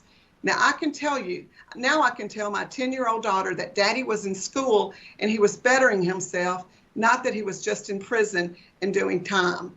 And for this student, this meant the world to him, to be able to build his confidence, to give him the skills that they needed. Dr. Boyer, this was a wonderful shout out to your institution and the fine work that you're doing in prison education, just like several other of our institutions across the state. But that just warms my heart at this holiday season to know that whether we are working with workforce development on our colleges and campuses, we're working with apprenticeships, or we are working with our prison education program. The Tennessee Board of Regents is working hard to make sure that we are preparing the workforce for tomorrow to make sure that Tennessee stays ready for good, strong economic development in the future. And Madam Chair, that completes my presentation. I'm happy to answer any questions. Questions or comments for Dr. Freer? As you close there, I was just reminded of Danny's words that sometimes we all just need a little bit of grace. And I would add to that a solid second chance. So what great work you're doing in our prison system. And it is changing lives and making a difference. Thank you. Thank you. Anyone else? Well, thank you. That last slide was amazing. Thank you. Is that, I'm sorry, repeat that. I'm sorry, this Miles, that last slide was simply amazing. Thank you for sharing. Yeah. Well put. Well put. All right, Carol, like usual, you've got a lot going on. Thank you. Thank you. We now turn to our Vice Chancellor, Danny Gibbs, and I believe we have a financial overview, some of which I think we looked at in November, but bring us up to speed, please, sir. Okay, thank you, Madam Chair and members. Yes, this morning I'll be sharing with you two pieces of financial information. The first being the system-wide annual financial report, and the second being a report on the financial performance of the community colleges and the TCAT sectors. Neither of these reports will require any formal action on your behalf. Included in your mail-out materials, you should have received a copy of the fiscal year 1920 annual financial report for the Tennessee Board of Regents system. This report includes the consolidated financial information for the 6 locally governed institutions, that is the 6 public universities that are not part of the UT system, the 13 community colleges, 27 TCATs, and the system office. Also, the report contains financial information for the reporting entities' foundations as well. Again, the annual financial report is an informational item only and requires no action. I think altogether the report contains financial information for approximately 60 entities or so. And we provide this information to the state so that they can include it in the consolidated annual financial report for the state of Tennessee. And I'd be remiss if I didn't thank Renee Stewart for her great work on this. It never ceases to amaze me every year how she manages to pull all this information together. And without her, it certainly wouldn't get done. So again, my hat's off to Renee. Now I'd like to share some consolidated financial information for the community college sector and the TCAT sectors. TBR policy regarding institutional financial performance review requires that on an annual basis, the board shall be advised on the aggregate overall financial performance of the system's institution. This is the 8th year for reporting as required by the policy. To aid in this assessment, we use various financial ratios that are widely accepted in colleges and universities, as well as other select financial information related to overall unrestricted net asset position or fund balance, if you would. As required by the policy, we will present the aggregate results for each sector, including sector averages, expected or target performance levels, and watch levels. And if you will recall, in November at the committee chairs meeting, we provided individual college information for each of the 40 colleges. So today we'll only be looking at the aggregate results for each of the sectors. Next slide, please. The first chart that I want to review with you reflects the total amount of adjusted unrestricted net assets by sector and the change of those assets over time. And I don't want to get into the accounting details of this, but you may note that I used the word adjusted when describing the unrestricted net assets or the fund balance, if you would. What this really means is that for the purpose of this particular evaluation, we've taken the unrestricted net assets that were reported on the face of the financial statements and reversed or eliminated some of the accounting transactions that the schools are required to book for on their financial statements for reporting purposes, but that are not truly the responsibility of the college and are really outside the institution's control. Examples of a couple of those relate to pension accruals and some other post-employment benefits that they're required to book. So as you will see from the chart, fiscal year 20 was a good year for both the community colleges and the TCAT sectors. The fund balance or unrestricted assets for the community colleges increased by about $39.8 million collectively, while the TCATs increased by almost $12.4 million. The percent increase for the community colleges and the TCATs combined was 11.8%. Additionally, the report tells us that the community colleges have about 8 months of unrestricted net assets available when compared that to their annual revenues. The TCATs have about 8.4 months available. And if you assume that expenditures will somewhat mirror the revenues in most cases, then I think these numbers are pretty good. About 7 months of reserves is what one would hope for. And you can see that for both the community colleges and the TCATs, these numbers have generally improved over time as well.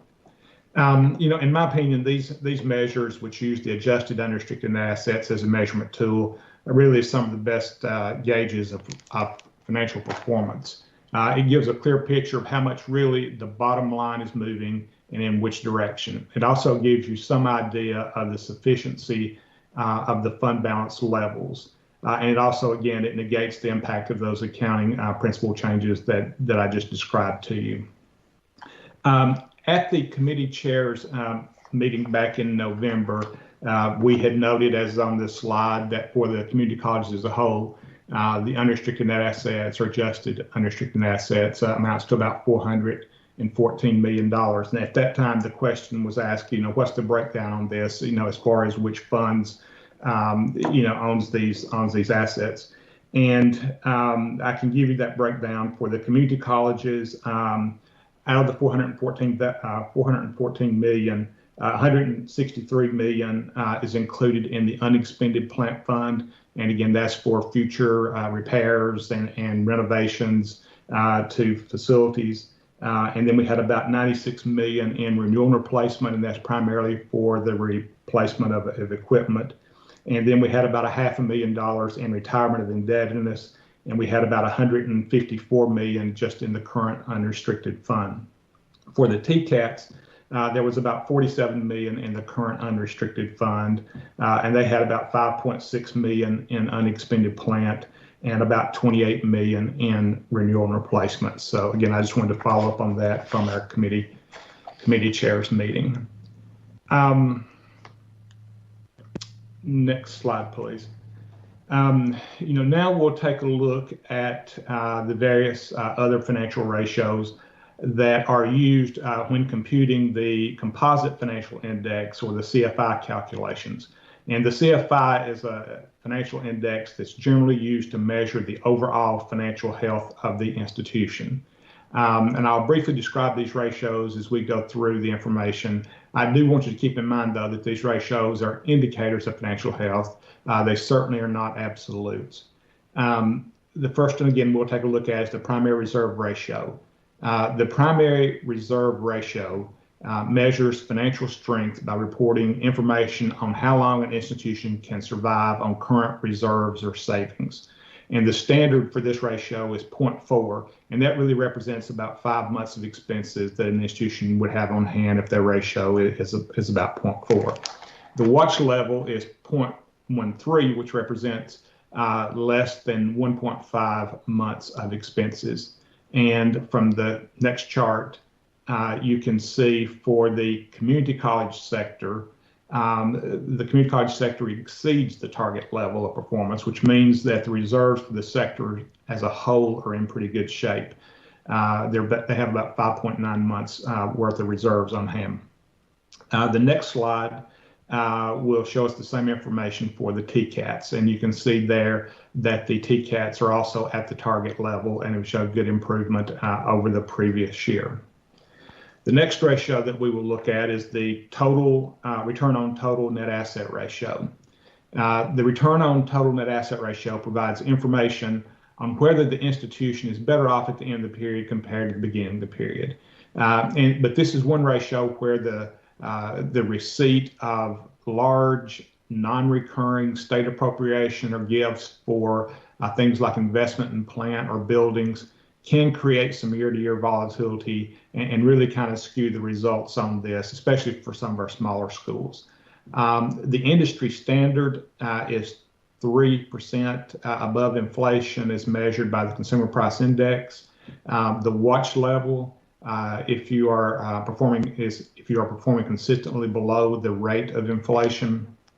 And we'll take a look at the next slide. As a whole, the community colleges sector is well above the target level, which generally means that our institutions, again, are better off than they were compared to the previous year and performing at a good level. Again, the watch level is 0.65% and the expected level is 3.65%. And the community college sector is at 9.87%. On the next slide, we will see the same information for the TCATs. They also are performing above the target levels.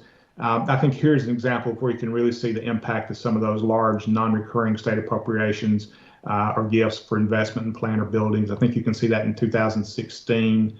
There was some construction going on that was funded with state appropriations, and the same thing in 2020. Next, we'll look at the net operating revenue ratios. The net operating revenue ratio indicates an operating surplus or deficit and is similar to a profit margin and provides information on whether an institution is living within their available resources. The industry standard for this ratio is 4%, which represents the amount needed to keep pace with the growth in expenses and maintain adequate reserves. The watch level is for performance that is consistently below zero. And note that a deficit in any single given year doesn't necessarily indicate a problem, but this is, again, one that you want to monitor over time, and deficits over several years may be a cause for concern. The ratio, again, this one is one that can tend to be volatile and can be negatively impacted by things that are outside the institution's control, such as those pension and OPEB accounting entries that I talked to you about earlier, and depreciation and major capital maintenance expenditures. And as you can see there for the community college sector, that the sector performed above the target level. And then on the next slide, we will see that the TCATs also performed above the target level and improved from last year. The next ratio is the viability ratio, and this measures financial health by comparing expendable net assets to long-term debt and provides information on how much debt can be paid with existing resources. And we'll look at the next slide, but really we won't spend a lot of time on this one because our schools just have so little debt. This one really is not very applicable to us. So then we'll look at the composite financial index slide. Basically to calculate the CFI, the four ratios that we've just discussed previously are combined to provide a single measure of the overall financial health of the institution. Tracking the CFI over time, again, provides information on the progress an institution is making toward achieving their financial goals. The target is a CFI of at least 3.0. At this level, an institution is considered relatively financially healthy. The watch level is a CFI of 1 or less. And as you can see for the community colleges, the performance for fiscal year 20 exceeds the target level, which would indicate the sector as a whole, again, is doing pretty well. On the next slide, we'll take a look at the TCAT information. The TCATs also are doing well. They have exceeded their target level with regard to the CFI. So on the next slide, we'll take a look at our last piece of information. I'm sharing with you the actual performance for fiscal year 1920 compared to the estimated budget for June 30th, 2020. And so on the next slide, we'll look at the community colleges. You'll see that the unrestricted education in general actual revenues collected exceeded the budget amount by about $10.8 million or 1.75%. The unrestricted education in general actual expenditures were about $34.6 million or 5.8% less than budgeted.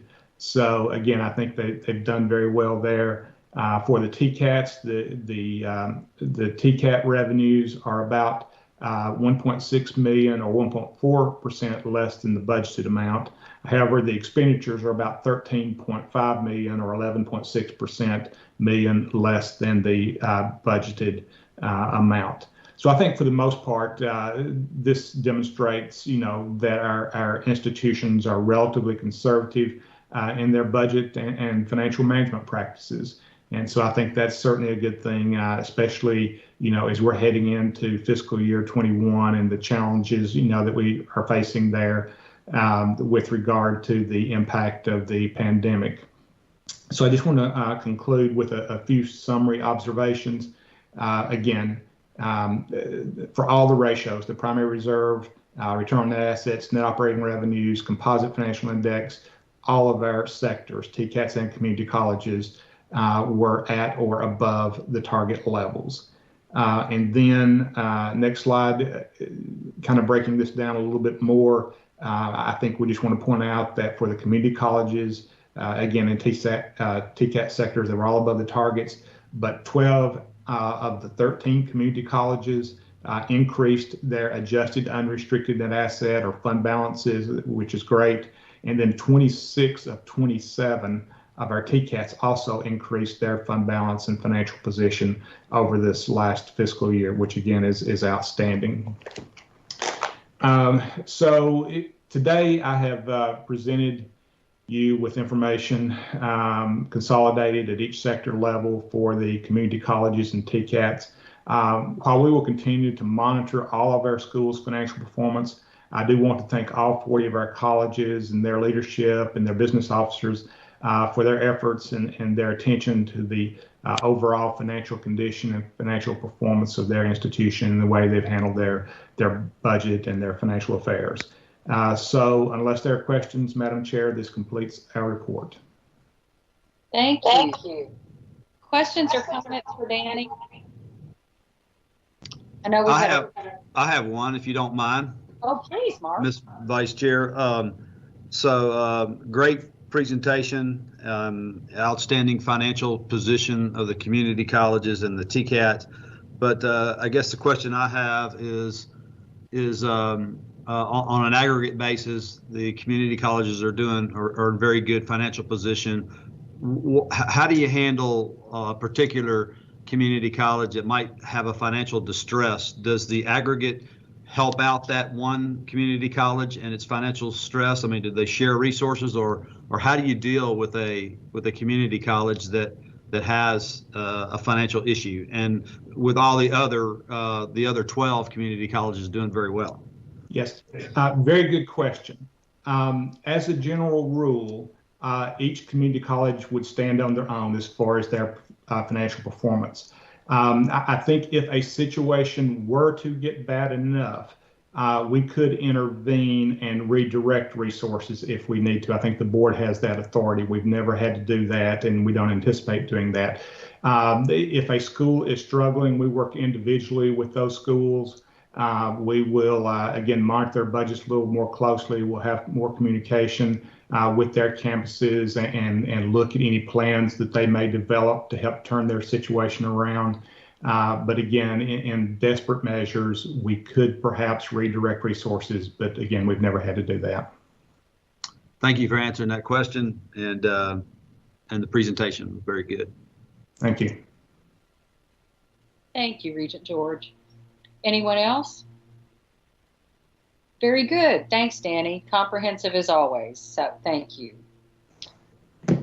I'd like now to call on Vice Chancellor Lemming, who will present our annual report from our TCATs of what employers and alumni, I think. Heidi, how are you? Hi, good morning. Good morning. Morning, board members. Annually, the system office surveys our current TCAT graduates and employers to assess their satisfaction with the TCAT program content and curriculum, as well as the delivery of instruction and the appropriateness of the technical skills and worker characteristics that are essential for our graduate success in the workplace. In your packet, you received a compilation of those survey results for the 2018-2019 cohort.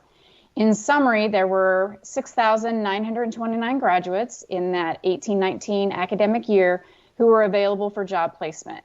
There was an 89% placement rate for those graduates, which is the same as the previous cohort, and a 97% of the weighted responses from alumni and employers reported satisfactory on their responses.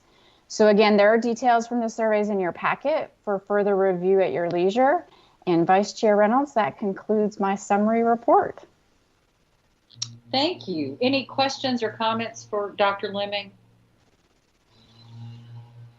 I may have, is that a hand up or a no? Nope, thought maybe I had a hand up. I have one quick one. Did we ask, like the faculty survey, did we ask any pandemic related questions in this survey? We did not, because this is the 18-19. Oh, sorry, that's graduates. right. Okay. But might we consider that then going forward? We could certainly consider that for this year's class, yes. Okay, okay. Might be helpful, just something for you guys to think on. So anybody else? Good results as always. As you look at what's in our packet, if you have any further questions for Dr. Lemming, I know she would not want you to hesitate to reach out. So thank you. Dr. McCormick, haven't seen you yet. Here I am. There you are. Our external affairs update, please. Yes, good morning, Madam Chair, Chancellor, and members of the board. I would like to begin this morning by presenting to the board for affirmation the 2021 legislative priorities. And these priorities were developed through input from the TBR senior staff and our college presidents, and they're designed to be broad in nature to be able to encompass any specific needs that our campuses may have. And pending this board's affirmation, the Government Relations Division of the Office of External Affairs will advocate on behalf of TBR with the members of the Tennessee General Assembly. And with the legislative session scheduled to begin January 12th of 2021, the legislative priorities are, and number one, to pursue critical and equitable formula capital outlay and equipment and program funding request. This is always important. Number two, to support the efforts to expand college access and affordability to all Tennesseans. And we were talking about this earlier with the need for broadband and connectivity. Number three, to further enhance the safety and campus security of the system's faculty, staff, and 110,000 plus students. And we have seen that with our request for a police chief and our police officers at the board. Number four, to advocate for and pursue resources and technology advancements that improve our ability to deliver curriculum wherever and however necessary, to be nimble. Number five, to ensure the system institutions are afforded the flexibility and resources to be nimble in response to the continually evolving academic and personal needs required for student success. And then number six, to encourage systems of faculty recruitment and retention to see our students instructed by and exposed to a diverse group of individuals with intense professional understanding and real-world knowledge. Those being the priorities, I will tell you that the election brought 12 new members to the Tennessee General Assembly. There were 2 senators and 10 representatives. And these new government officials' biographies have been shared with the TBR presidents, and Sandra Mason is sharing those with you all, as well as the updated legislative event calendar today. And our presidents are encouraged to reach out to their newly elected and re-elected and newly elected officials in their respective districts. And as we know, these relationships are critical to bringing our future initiatives to the forefront with these state leaders and to encourage their support for our efforts. Our presidents, as you all know, do a great job of this already in fostering these strong relationships within their communities, and we appreciate those efforts. And Madam Chair, this concludes the government relations update, and I will pause for any comments or questions and hopefully your affirmation of the priorities. Anything for Dr. McCormick? Take 1 second, particularly for the benefit of Regents Powers and George, but for all of us, since this is going to look a little different this year, and just talk us through, not specifically, but broadly speaking, our legislative events and what they'll look like for these coming months. Yes, Madam Chair. Those events are actually, they vary. With many of our campuses, they are trying to do a few in-person events, and they will be socially distanced. They will be masked. Again, there aren't many of those, though. Most of them this time so far look as to be virtual in nature, and you will be invited to those. And when, again, Sandra's going to send that list out this afternoon. In some cases, our presidents are doing one-on-one calls, and you know, I think in some ways there may be a great value to that, to have that one-on-one interaction with legislators. And also some of the presidents are inviting them individually to actually tour the campus, a safe way to do it, frankly, when there aren't many individuals on the campuses, to actually see see the buildings, see the landscape, the labs. So they vary very much in nature this year. Thank you. I know we'll all miss going to those. Those are kind of a highlight over the course of the winter months to be with folks. And Columbia State provides the best breakfast in town, so I will miss that one. Yes, Madam Chair, that breakfast is legendary across the state. It is. So, any questions or comments for Kim on our legislative priorities? And I think if I think in asking for an affirmation, you're looking for the nod, basically, not for a vote, but just to make sure that these 6 priorities reflect certainly the chancellor's goals, but also the will of the board at this juncture. Yes, Madam Chair, that's correct. Thank you. Hey, Kim, this is Yolanda. Just quick question with the legislative priorities. Do you see any challenges with any one of those to be attainable, or do you think all 6 are attainable this year, given the unusual year we're in? Regent Green, honestly, I am, and Chancellor may want to piggyback on this, but I am very hopeful and optimistic. We have for several years seen great support from our administration and our legislators and the needs of our campuses.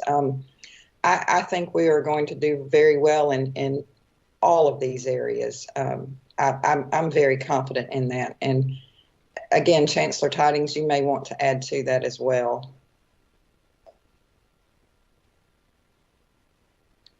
I'm sorry, she has connectivity issues. Sorry, it helps if I push the button. Yes. To agree with Dr. McCormick, we are having some really good conversations with legislators, with the governor's office at this point. So I'm very optimistic that moving forward, we won't get everything we're asking for, but all of these priorities will have some attention paid to them. And so that's all we can ask in these unusual times. Everybody is, again, wanting us to move forward in the way that we have been to the best of our ability. So I think we've got some good news, hopefully, coming on the horizon. Yes, and just recently we attended the sunset hearing before government operations with the Tennessee Council for Career and Technical Education, and that is currently chaired by President Blevins. And as you know, it's administratively attached to PBR. But in that hearing, we heard many great things and great comments from legislators about our system and about our colleges, and they understand the value of what we do and what we produce with our students. So I am, again, 100% optimistic this year, even under the circumstances. Are there any? I'm sorry. I thought I heard another voice potentially as Regent Green was asking her question. Anyone else? Yes, this is Regent Burdine. I was just want to offer a compliment. I like the way these are written very broadly, which allows you all to react when actual bills are put forth. So well done. Thank you. Thank you very much. Emily, can I ask Kim a question? By all means. Yeah. Kim, is there any more background on the recruitment and retention? I can see why we would look for faculty both at TCAT and at community college that have a lot of real world experience. But what I was thinking of, is there any background in terms of changing salary structures or even looking at tenure, and how do you implement that without having some major changes to how we recruit and retain faculty right now? Or is that just too early to talk about that? I think that is not probably a question that I could answer in my role.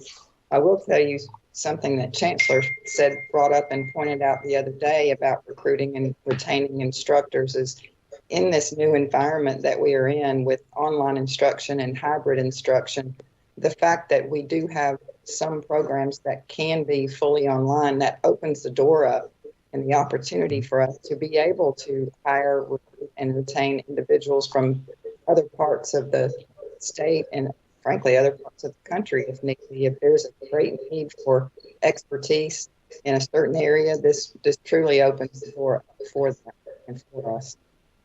Okay, yeah, I just realized that, we're going to have to deal with the fact that some positions to hire that type of talent will have to pay more than we presently pay, and that's a very difficult issue for faculty to deal with when they see one part of a campus getting paid more market rate than another part. But and I think that is on everyone's mind as well. We know that.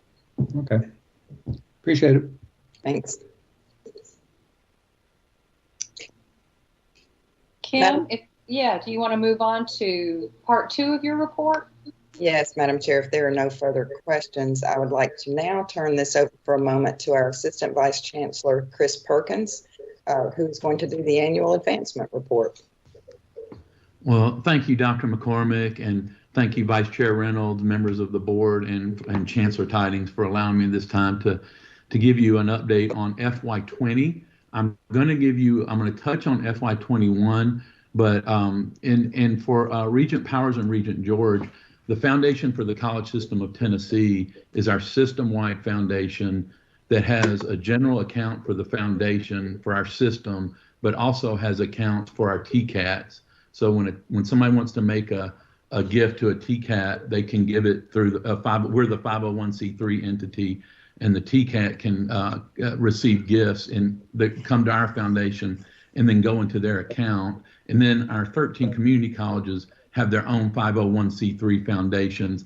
So I'll tell you about a gift, that impacted them. And we don't really get into the fundraising for the community colleges. We let them do that. But what I'm going to do is give you a report right now on each year our community colleges submit a volunteer support for education report each year that shows their fundraising, and then touch on what we did in FY20. So to get started, I'll just tell you March 11th is a day I'm sure everybody will remember, but that's the day that Dr. Tidings brought us in and we had to make the call on our SOAR event and to postpone it and then cancel it and go to a virtual part on it. But that was a day that just really stuck out as a fundraiser. I'm sitting there in my mind going, oh my gosh, what are we going to do? We're doing so well, and now we're in that last quarter, and boom, coronavirus happened. So I'm just going to start and just let you know that this past year, our 13 community colleges raised $12,389,837. That's a decrease of 2.965 over last year's total. So that's our 13 community colleges combined. I do want to tell you that Dyersburg State raised the largest amount at $2 million, almost $2.5 million, up nearly $800,000 from the previous year. And the Foundation College System of Tennessee showed a decrease in FY20 from $333,872 to $284,536. But I can, we'll touch on it. But I will let you know that through the first 5 months of FY21, through our foundation, we've raised $317,202, and we're on pace to break last year's mark. And part of that, a big part of that, is 2 gifts to our TCATs. One, President Stuart Smith and TCAT Athens got a large gift from Denso for advanced manufacturing, and TCAT Morristown and President Jerry Young also got a large gift from Hamlin County for their advanced manufacturing.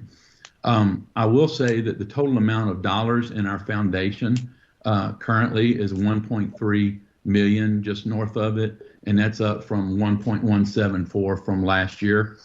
And our endowments among our 13 community colleges are up about they're over more than 97 million, and it's up by about $1 million from last year. So if we'll go to the next slide.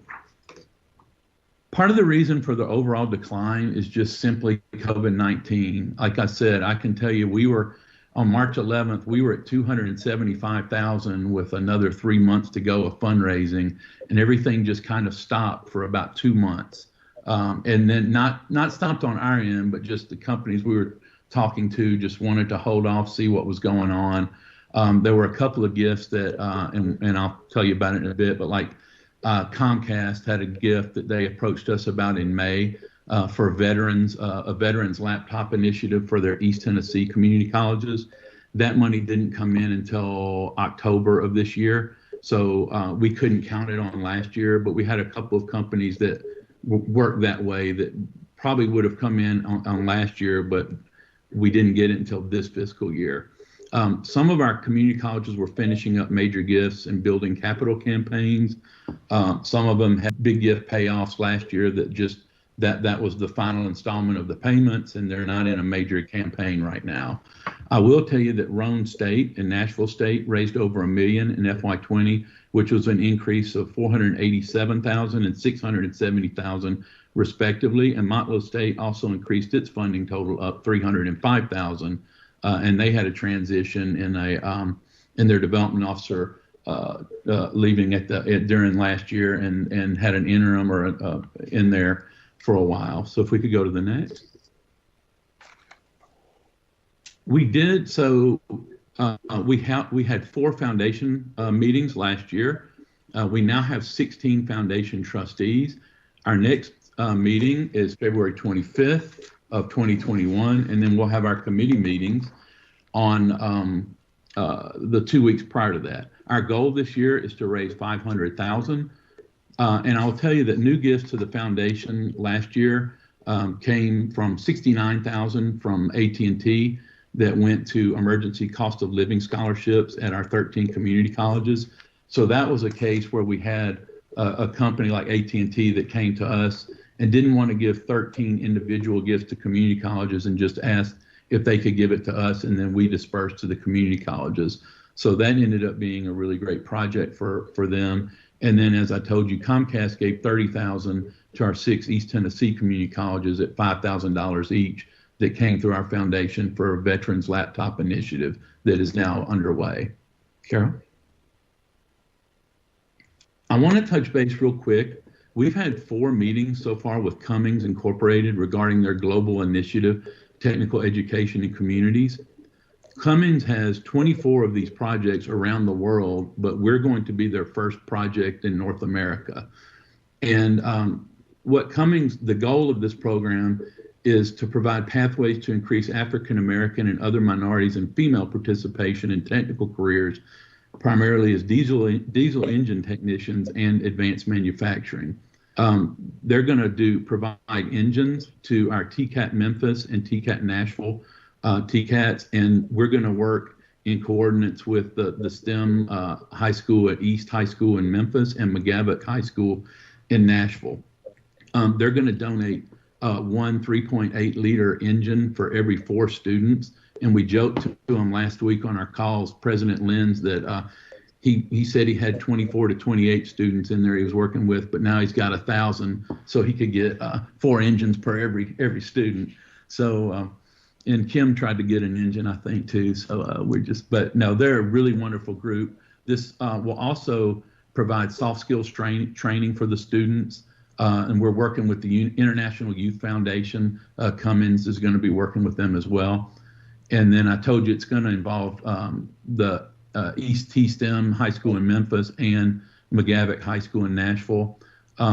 They also work with the schools to form coalition partners. So this isn't just a Cummins thing. Cummins works with other partners that they work with, and they get involved with the program. And the important thing, and Carol, Dr. Pereira talked about this earlier, on internships, is this is going to provide internships for these students. And Cummins only asked for 20% of the students to, they take 20% of the entire students, and then they send interns to other partners as well, because they don't want to be the only one benefiting from it, which I thought was pretty awesome.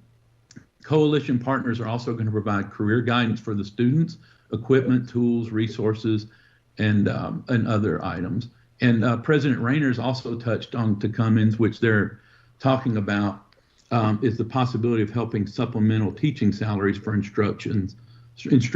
So that's something that they're also looking at, and also cost of living scholarships for these students as well. So we're going to get equipment, cash, and then have their long-lasting partnership out of this. So we're really excited about it. Carol? And I just want to go over the report that you all were sent earlier last week, I believe. The largest gift to the foundation in FY20 were $69,000 from AT&T. Typically, AT&T would give $81,000 to the TBR business side, and we use that for computer information technology equipment. But this year they also did $69,000 on the foundation side, which was the first time they'd given to the foundation. $25,000 from Nissan for Skills USA, $20,000 to the from the Gene Haas Foundation. Then you see from FedEx that was for the Pathways Scholarship for TCAT Memphis, $18,000 from the Ayers Foundation, and Blue Cross Blue Shield Tennessee, $10,000. Those last 2 were for SOAR. I will tell you, on March 11th, when I had to contact all the sponsors to let them know about SOAR, every sponsor said, please keep the money for next year and just and use it for what you need. And I know we're going to use the Blue Cross Blue Shield money to help the College of the Year luncheons to celebrate the College of the Year winners. Okay, Carol. So I wanted to leave you with this. I know when you saw the report on the community college foundations and our foundation that they were down overall from the year before. But what we saw is when March 11th hit, we literally started having peer group meetings amongst our state VPs and advancement officers among the community colleges every other week. Well, we started every week, then every other week, then we went monthly. Now we're meeting every other month. And we shared ideas, we shared thoughts, and what you saw out of our community colleges and our TCATs was food disbursement, computer equipment, helping with internet for students that couldn't have it, helping with emergency funds. Through our scholarships, we've been able to award now this year through our foundation, we did $132,566 in scholarships to students across the state, which is the largest amount we've been able to give as a foundation here at the state system. And the number will grow in FY21 with the management now of the Sam H. Odom Nursing Scholarship. I told you about that a little bit last time, and I'll finish with that we began awarding them this fall to 11 recipients. We're going to have our goal is to have all 13 community colleges have a nursing student with a $1,000 scholarship. We can give up to $35,000 a year for this. The part of the Sam H. Odom agreement was when they did this a few years ago was it has to be to a community college nursing student. They had to be a member of the Tennessee Air National Guard. They couldn't receive any Tennessee Promise or Reconnect money, and they had to work at a VA hospital. And so they came to us and they said, you're not really able to give much money away. And we said, well, if we could loosen those requirements. So now that's a preferred requirement, but now we're able to give them to qualified nursing students across the state. So that finishes my report. If anybody has any questions, I just wanted to leave you with that. Chris, I need to tell you one thing, and it's a surprise holiday present for you, but you just got a surprise donation for $5,000 to the foundation to be split evenly among community colleges and technical colleges, and that is from our Regent Joey. So Regent Hatch, thank you so very much for that donation. Thank you, and Doc, thank you, Regent Hatch. And just two things I failed to mention. We started on Giving Tuesday. Matthew Gann and his department worked with us on online giving. I did this like last Friday. I just forgot about it. Oh, Weston, you're on. Thank you. Sorry. We now have the capabilities to take online giving, and our TCATs will be able to do that as well. So we started a test run through our Blackbaud Razor's Edge donor software and Matthew Gann's department and IT on Giving Tuesday, and we were able to raise through our test run over $3,000 on that. And so that's going to allow our TCATs to we can have a concerted statewide plan to raise money, and then our TCATs will be able to do that as well. And then I wanted to let you know that our virtual SOAR will be March 24th, and it'll be the day before the board meeting, so that'll be released online where you can watch the SOAR award winners. So if there are any questions, if not, I'll yield back to Dr. McCormick. Chris, you better send the address for that check very quickly to Regent Hatch before he changes his mind. So. We can definitely do that. Oh, tell him to Venmo it. Yeah. Or you can go right online. Go right online. You can log in. It'll all be taken care of. I do want to say, if you don't mind, congratulations to the foundation group for getting that online donation up and running. That's not as easy as it sounds. There are a lot of complicated steps to that, and they were able to do that. And so that is a great feature now for our foundation. So, Madam Chair, that concludes our external affairs report. Good report. Thanks to you both. Good work this year. And thank you, Regent Hatch. We are grateful for everything. Thank you. Your generosity of spirit and time and talent. Thank you. We will move on now. We've got two items from Vice Chancellor Deaton. Russ, why don't you just start with your strategic plan and then move directly into student access and success data, please? Will do. Happy to, Vice Chair Reynolds. And good morning again, everyone. I want to give you an update on the strategic plan discussions that are underway here at TBR, and give Carol and I a second to get the virtual handoff of the baton here. There we go. So to give you an overview, the current TBR strategic plan is a 10-year plan adopted in 2015 and has as its foundation the Drive to 55 educational attainment goal of the state of Tennessee. And this is, of course, the push to get 55% of adult Tennesseans with a post-secondary degree or credential by the year 2025. We're at about 45% now across the state. We began this journey at about 35% or so. So it's a 10-year plan, coincides with that longer term goal. And the priorities of that plan as were established back then, you see on the screen here, access, student success, quality, resourcefulness and efficiency, and partnerships and advocacy. And these are concepts that are quite familiar to community college and technical college systems across the U.S. They form the foundation of our plan as it exists today.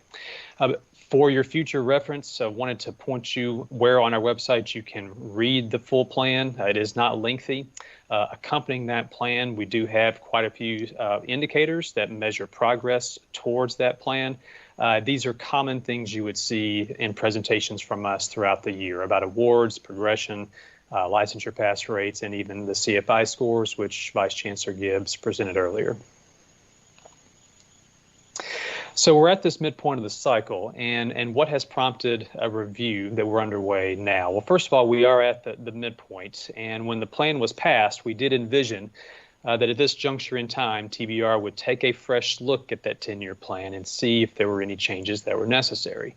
Of course, that was a very different higher education environment back then. That was before the Focus Act altered the governance structure in Tennessee. And of course, in quite recent times, the pandemic and recession alone would be cause to revisit the master plan. But that's where we are now. So the goal of this mid-cycle review is to assess where we are currently towards those educational attainment goals, and then to pause and reflect and reassess, are there any potential revisions we'd like to make to that strategic plan, given the things that have changed with TBR in Tennessee since 2015. So first, where are we on that educational attainment goal? Our part as TBR, our part of the Drive to 55 is to produce around 24,000 credentials per year by the year 2025. You see on the left, our community colleges are within shouting distance of that goal. Our TCATs are a little further away. All of these goals were, you'll recall, increased at the request of Governor Haslam before he left office, because TBR was so aggressively pursuing the goals and had already really almost reached them all. So we pushed them out a little bit further, but this will be our part of the Drive to 55.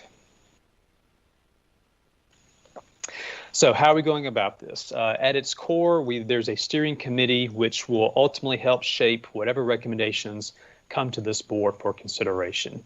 That steering committee has campus representatives, including presidents, those representing academic affairs, fiscal affairs, the faculty. We also have external agencies, Department of Education, Department of Labor, and our Department of Agriculture are on there. Board members are with us. And we also have some national thought leaders who are helping us. Dennis Jones from the National Center for Higher Education Management Systems, as well as David Hartleb and Renee Garcia, who you'll recognize as being the system office's Achieving the Dream representatives and our coaches. They're helping us bring a national perspective to these conversations.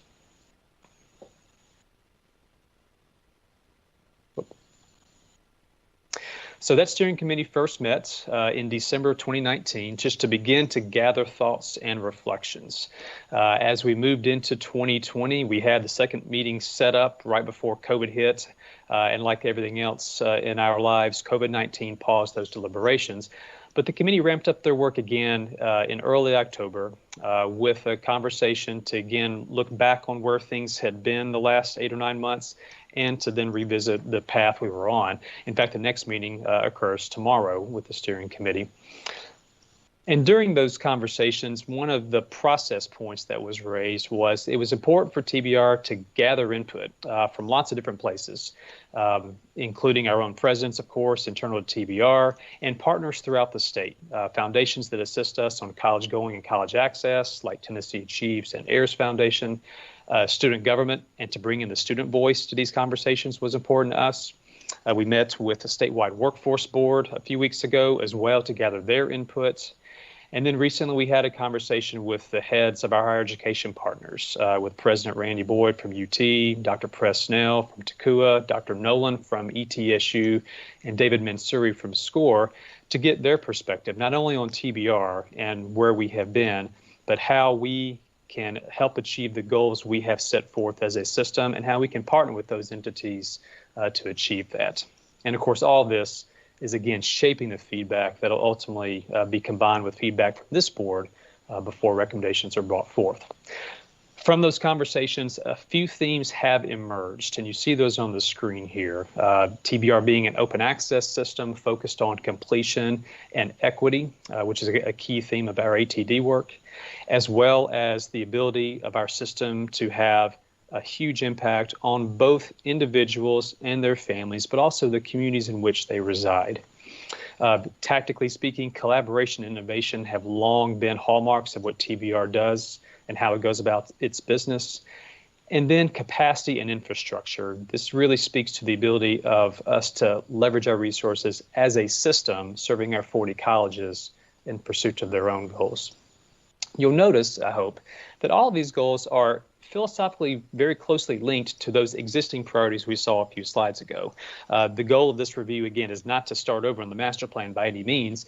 It's to build off of what we have and potentially reshape or reform some of those key priorities. So these themes that you've seen here, and I'll call them potential themes for now. These are just the ideas that have emerged. They'll allow us the chance to extend our thinking about how these themes, how those priorities work, and then to really reimagine what tactics are going to be necessary for us as a system to fulfill those priorities and fulfill those goals. So again, the foundation of the plan, the Drive to 55, is still present. The priorities are still in effect. As we flesh out these themes, we will then put addition to those strategies and metrics that will accompany those themes to the board for their consideration. What happens next? In fact, the agenda tomorrow focuses on what tactics and activities really comprise those potential themes that we've seen, and later on down the line, what metrics are appropriate. Of course, the steering committee will meet several more times to shape these recommendations. And as really the ending point today, either during this conversation or in a prompt for feedback, want to make sure this board has the chance to give us feedback to help shape the ideas and to give us input that we can combine with the other sources of input to shape what we hope is a summer 21 completion date for you. So a bit of an ask, if I may, is after you've digested all of this, you're going to receive a request from TBR staff very soon to just reflect on the potential themes that have come up from this steering committee, reflect on your own perspective as a board member, and then to give us feedback and to engage us in dialogue about what is appropriate to shape our master plan in this mid-cycle review for the next 4 or 5 years. So with that, Vice Chair Reynolds, I will pause to see if there are questions before I roll into the next item, but want to pause here if there are any questions. Yeah, and the only thing I want to say is, and you guys have heard me say it before, you know, Russ is doing these updates to keep us posted, but while we may not be able to be together, we may look at a work session at some point in the first quarter of next year, kind of depending on where we are. Because to what Russ just said, your input is really vital to this. I know there's a great deal of interest around this. So we are sincere in asking for your feedback, and we'll continue to work on ways where we may be able to together and work on this together. Russ, this is Regent Gill. Who is on the steering committee? Let's see. So we have several presidents, Tracy Hall, Michael Torrance, and Tracy Hall from Southwest, Michael Torrance from Motlow, and Anthony Wise from Pellissippi. We have President Rita Summers from TCAT Dixon and President Kelly Cheney from TCAT Knoxville. And Regent Gill, you're going to test my memory here. I'm going through my mental list. We have a representative from the Department of Labor, Dr. Kenyatta Lovett, representative from the Department of Education, Mr. Steve Plale, a representative from the Department of Agriculture. We have and then we have representatives from an academic officer, a finance officer, a student affairs officer, an institutional research officer, and a faculty member. And I can go through all those names, and I can also send this entire list to the board, of course. Of course, also senior staff, this is led by Dr. Tidings, Wendy Thompson, and myself, as well as those external folks that I mentioned earlier, Dennis Jones, David Hartleb, and Renee Garcia. I think I've gone through everybody on that list. Okay. Who appointed the steering committee? It was chosen, I guess, jointly based on recommendations from staff up to Dr. Tidings for consideration. To me, the most important thing that the board does is strategic planning, and it is, I think, it's the number one responsibility of what we are supposed to be contributing, reviewing, and looking into the future. Right now, higher education, especially, as you know, is having lots of different new ideas, new thoughts. And I want to make sure that this is a board-driven and a board-directed effort. And I noticed here that you all started back in December 19th of last year. I'm not aware of there being anything presented to the board about your all's activities to date. Am I wrong about that? Well, let me speak up here. We have provided summaries consistently along the way. And Regent Gill, you'll recall, and it might have been, if not your first meeting, one of your first, when we met in Greenville, we spent the better part of a day in a work session to lay the groundwork for this. So you and I have had this conversation. I'm acutely aware of your interest in this, but I do just want to clarify that this isn't the first time this is coming before the board today. And that's why the Regent's input is so critical as we move forward. Well, I would like to make sure that the board performs their role and their responsibility before the train gets too far down the track, and where instead of it just being a plan that's presented and we get to vote yay or nay, that it is different ideas, that we can bring different ideas to the table, that we can recommend different inputs from national leaders or thought leaders into the process. And so that's what my comments are focused toward. Thank you. And Regent Gill, one thing I was remiss in not listing two board members who also serve on the steering committee, and I apologize for not remembering them off the top of my head, but Vice Chair Reynolds and former Regent Barbara Prescott, now Regent Mary Lou Apple, are on the committee as well.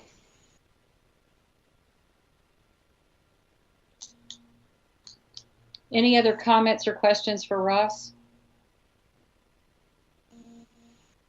All right, thank you, Regent Gill. Russ, if you're ready. Absolutely. Okay, thank you. Board members, I want to give you a quick overview of some of recent projects and data that'll just kind of round out both what you heard in September when we went through a very lengthy exposition of fall enrollment, as well as some new research projects that are on the way, and a bit of an early look to at data for the fall 2020 semester. First, I want to supplement some information again that we showed you in September. One of the missing links we had at that time was, what is the income profile of this fall's freshman class? You'll recall that we experienced some large enrollment declines of about 12% in our enrollment this current fall semester.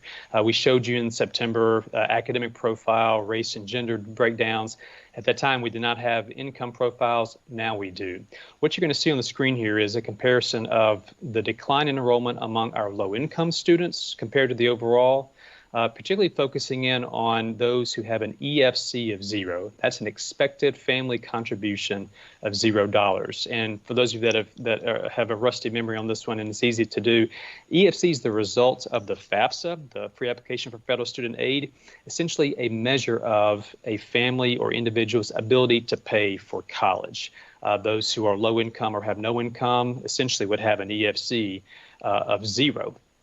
Those students decline at a greater rate than did the overall enrollment declines. And so again, the declines we saw among our low income students, and particularly those who had the maximum need, needing assistance from financial aid, were steeper than the overall decline. If you look at individual campuses, again, similar trend. We've highlighted 4 campuses here where they experienced quite a significant decline in those low-income students. All of these schools you see here, these declines exceeded their overall enrollment decline.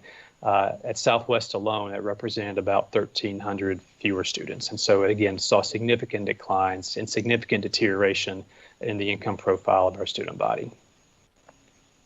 Looking across, again, a few more sub data points on this. Moving left to right, enrollment by Black low-income students declined 22% year over year. That represents almost 2,000 students who are no longer enrolled in TBR. Low-income first-generation students down by 17% year over year, again, almost 3,000 students.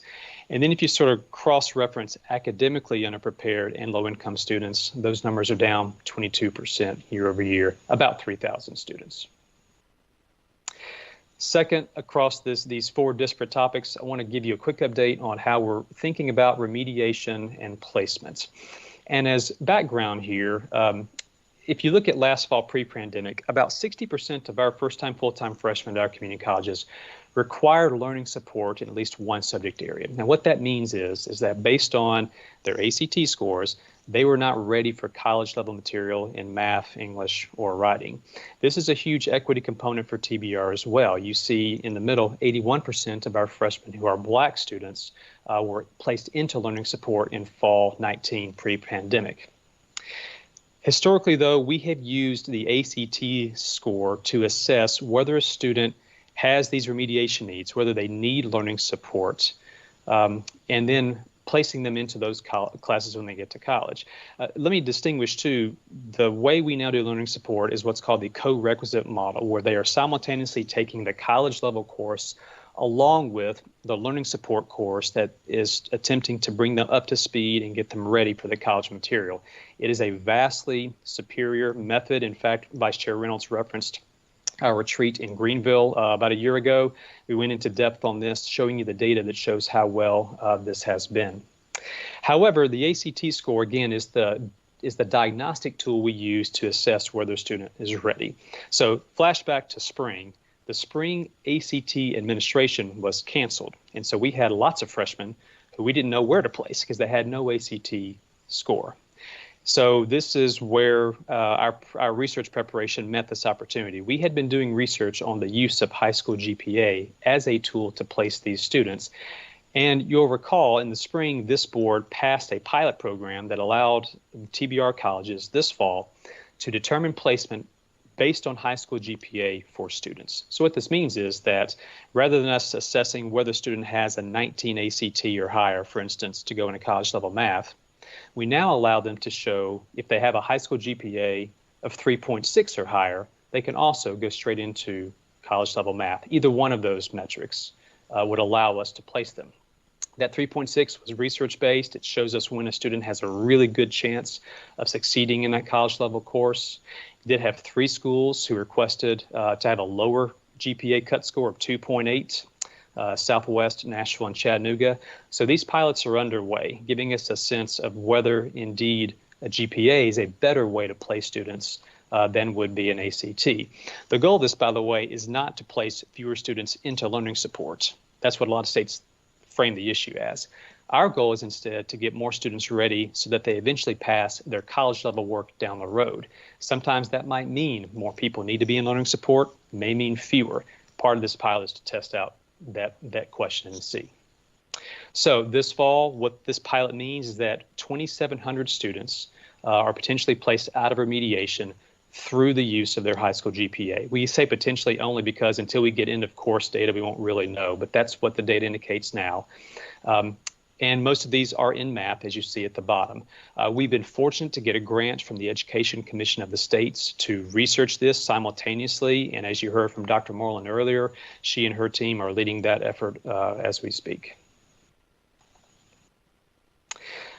Third of these 4 quick vignettes I want to talk to you about today is adult learners. You will recall, again from the fall, we saw significant declines in adult learners in 2020 compared to the prior year. In fact, as you see the 10-year history here before you, we essentially unwound the gains we made from Reconnect, which launched in 2018. Our adult enrollment fell about 13% year over year.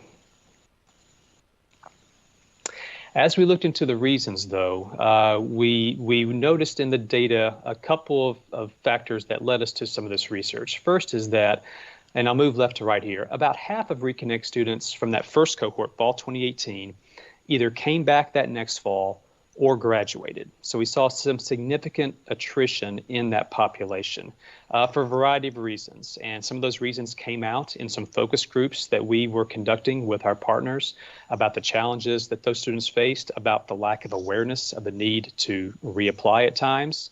And so again, with some support from some external partners, some research partners, we've begun to identify some tactics and strategies that try to address these issues we see and hopefully arrest those trends. And so what's been the result of that research and that collaboration is a few sort of targeted pilots with our schools to see what might work to address the Reconnect challenges that we face.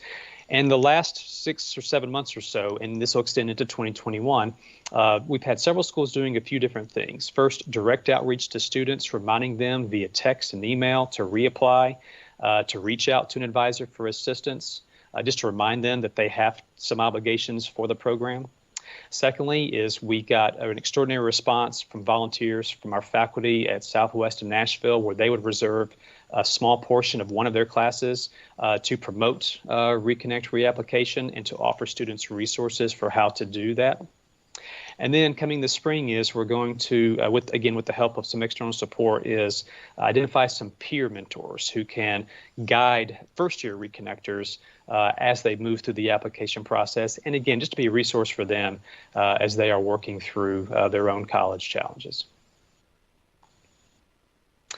Finally, board members, the fourth of these 4 short vignettes that we wanted to bring you an update on today is early outcomes of the fall 20 semester. You will see in the March board meeting a much more extensive look at the fall enrollment data as well as early spring trends. But for now, we have some early indicators of what the fall looked like. And in the main, to reflect what Chancellor Tiding said earlier, we've seen some overall positive news under the circumstances. The way we're looking at this is looking at both course withdrawals and student withdrawals in the fall semester.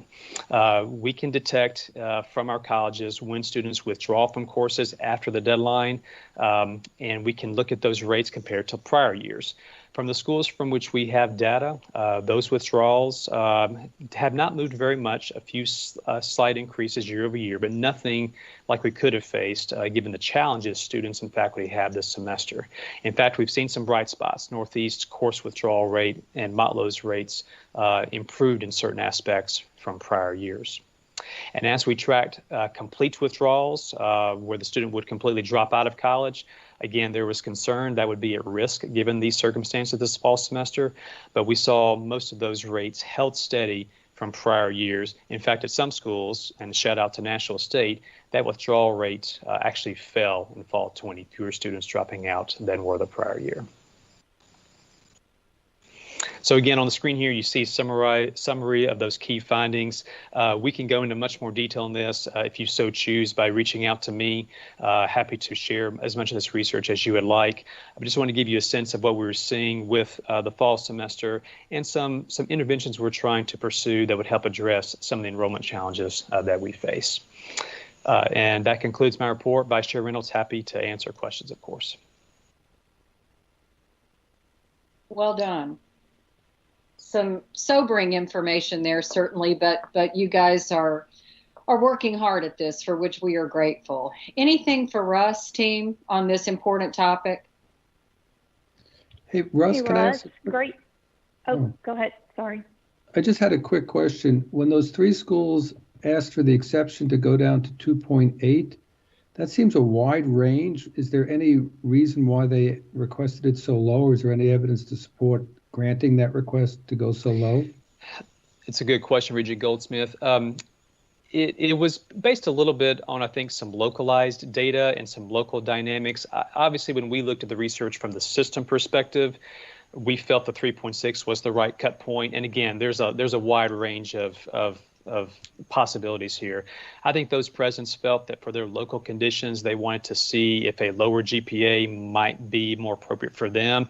In fact, from a research standpoint, this is actually very helpful for this board because it'll allow some simultaneous comparisons of different strategies to account for GPA. So when we come back with you with final recommendations, we'll be able to detect which approach may have worked better for certain local conditions. Thank you. Regent Green? Russ, thank you again. You always do a great job with providing all this intel and information for us. As we spoke about GPAs, and this kind of goes back to our first conversation we had with Amy doing the survey for the faculty. I'm curious how are we monitoring kind of the if there's any learning loss or a steep learning loss with our current students, and the faculty regents could probably provide their insight as well. Just curious on how that's going to pan out, at the end of this semester.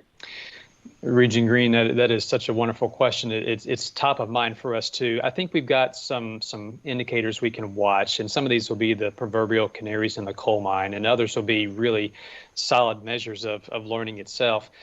First is, of course, as we did in the spring, we're closely watching grade distributions and course outcomes to see if we detect any deterioration in course grades, incomplete grades, withdrawals, as you saw here.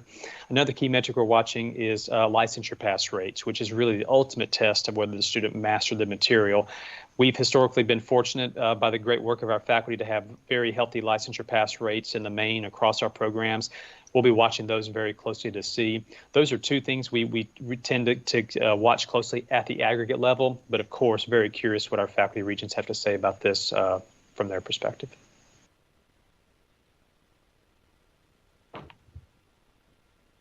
Anyone else for Ross? All right, as Regent Green said, good work. So keep us posted, please. Important topics. I know we're running a little behind, so appreciate everyone's indulgence. And at this point in time, I would like to call on Sandra Mason, who will present our board assessment report. And again, my thanks to everybody for participating in this and for being timely in your responses. Sandra? Thank you, Madam Chair, members of the board, Chancellor, and guests. As I also want to thank the members for their participation in this important survey. And I want to thank Vice Chair Reynolds and Dr. Amy Moreland for their help in drafting this report. The Southern Association of Colleges and Schools Commission on Colleges, SAC-COC, requires the governing board for member institutions to define and regularly evaluate its responsibilities and expectations as part of the SAC-COC accreditation process. As part of that accreditation process, community colleges in the TBR system must provide evidence that the board conducts a periodic review. The bylaws were changed in 2018 to reflect the SAC-COC requirement of a biennial self-assessment. The first assessment was completed and reviewed at the December 13, 2018 quarterly meeting. This is the second assessment the board has completed. And in October of this year, members of the Tennessee Board of Regents completed the survey. It included general questions about the board's work, as well as 3 sets of questions about board meetings, the board's committee structure, and the orientation process. The survey also included questions about virtual meetings of the Tennessee Board of Regents held during 2020 due to the COVID-19 pandemic. All members of the board participated in the assessment except for one ex officio member. Responses from the board indicated high levels of agreement about the board's role, responsibilities, and processes. Across the 29 questions included in the self-assessment, board members answered yes unanimously on 7 of the questions. In total, 86% of the question responses were yes, 11% were neutral, 2% did not receive an answer or were marked don't know, and 1% of the responses were no. Several themes emerged from the assessment. These themes reflected the board's interest in continuing to enhance communication with the board, placing more emphasis on strategic planning and priorities, improving board education on risk assessments and vulnerabilities, and continuing board development and education. As we move forward, the Chancellor will continue to apprise the board on actions taken and processes implemented as a result of the board survey. The next survey will be conducted in 2022. Again, I also want to express my thanks to everyone for making this a priority. Madam Chair, unless there are any questions, this is the Board Assessment Report for 2020, and a copy of the full report will be included as an attachment to the minutes of this meeting. Thank you, Sandra, and thank you to Amy Moreland for helping with this as well. Any other questions or comments on this? You guys were candid and much appreciated. I think there's a lot of good thought that went into this and good work that will come out of this. All right, thank you very much. Brian Lapps, our General Counsel, is going to give us notice of a proposed change to the bylaws. Thank you, Madam Vice Chair. I'll try to make up a little bit of time both on this topic and the next one. As the bylaws require that a proposed change be submitted at a meeting prior to the meeting on which it's voted. So in March, you will be asked to approve 2 relatively minor changes to the bylaws. The first is a name change. The proposal is to change the Committee on Economic and Community Development to the Committee on Workforce Development in 2 places in the bylaws. This is to be consistent with current terminology in use across the state and our system. The second is to change the version of Robert's Rules of Order referenced in Article 8 because there's a new version out. That's all, unless there are any questions.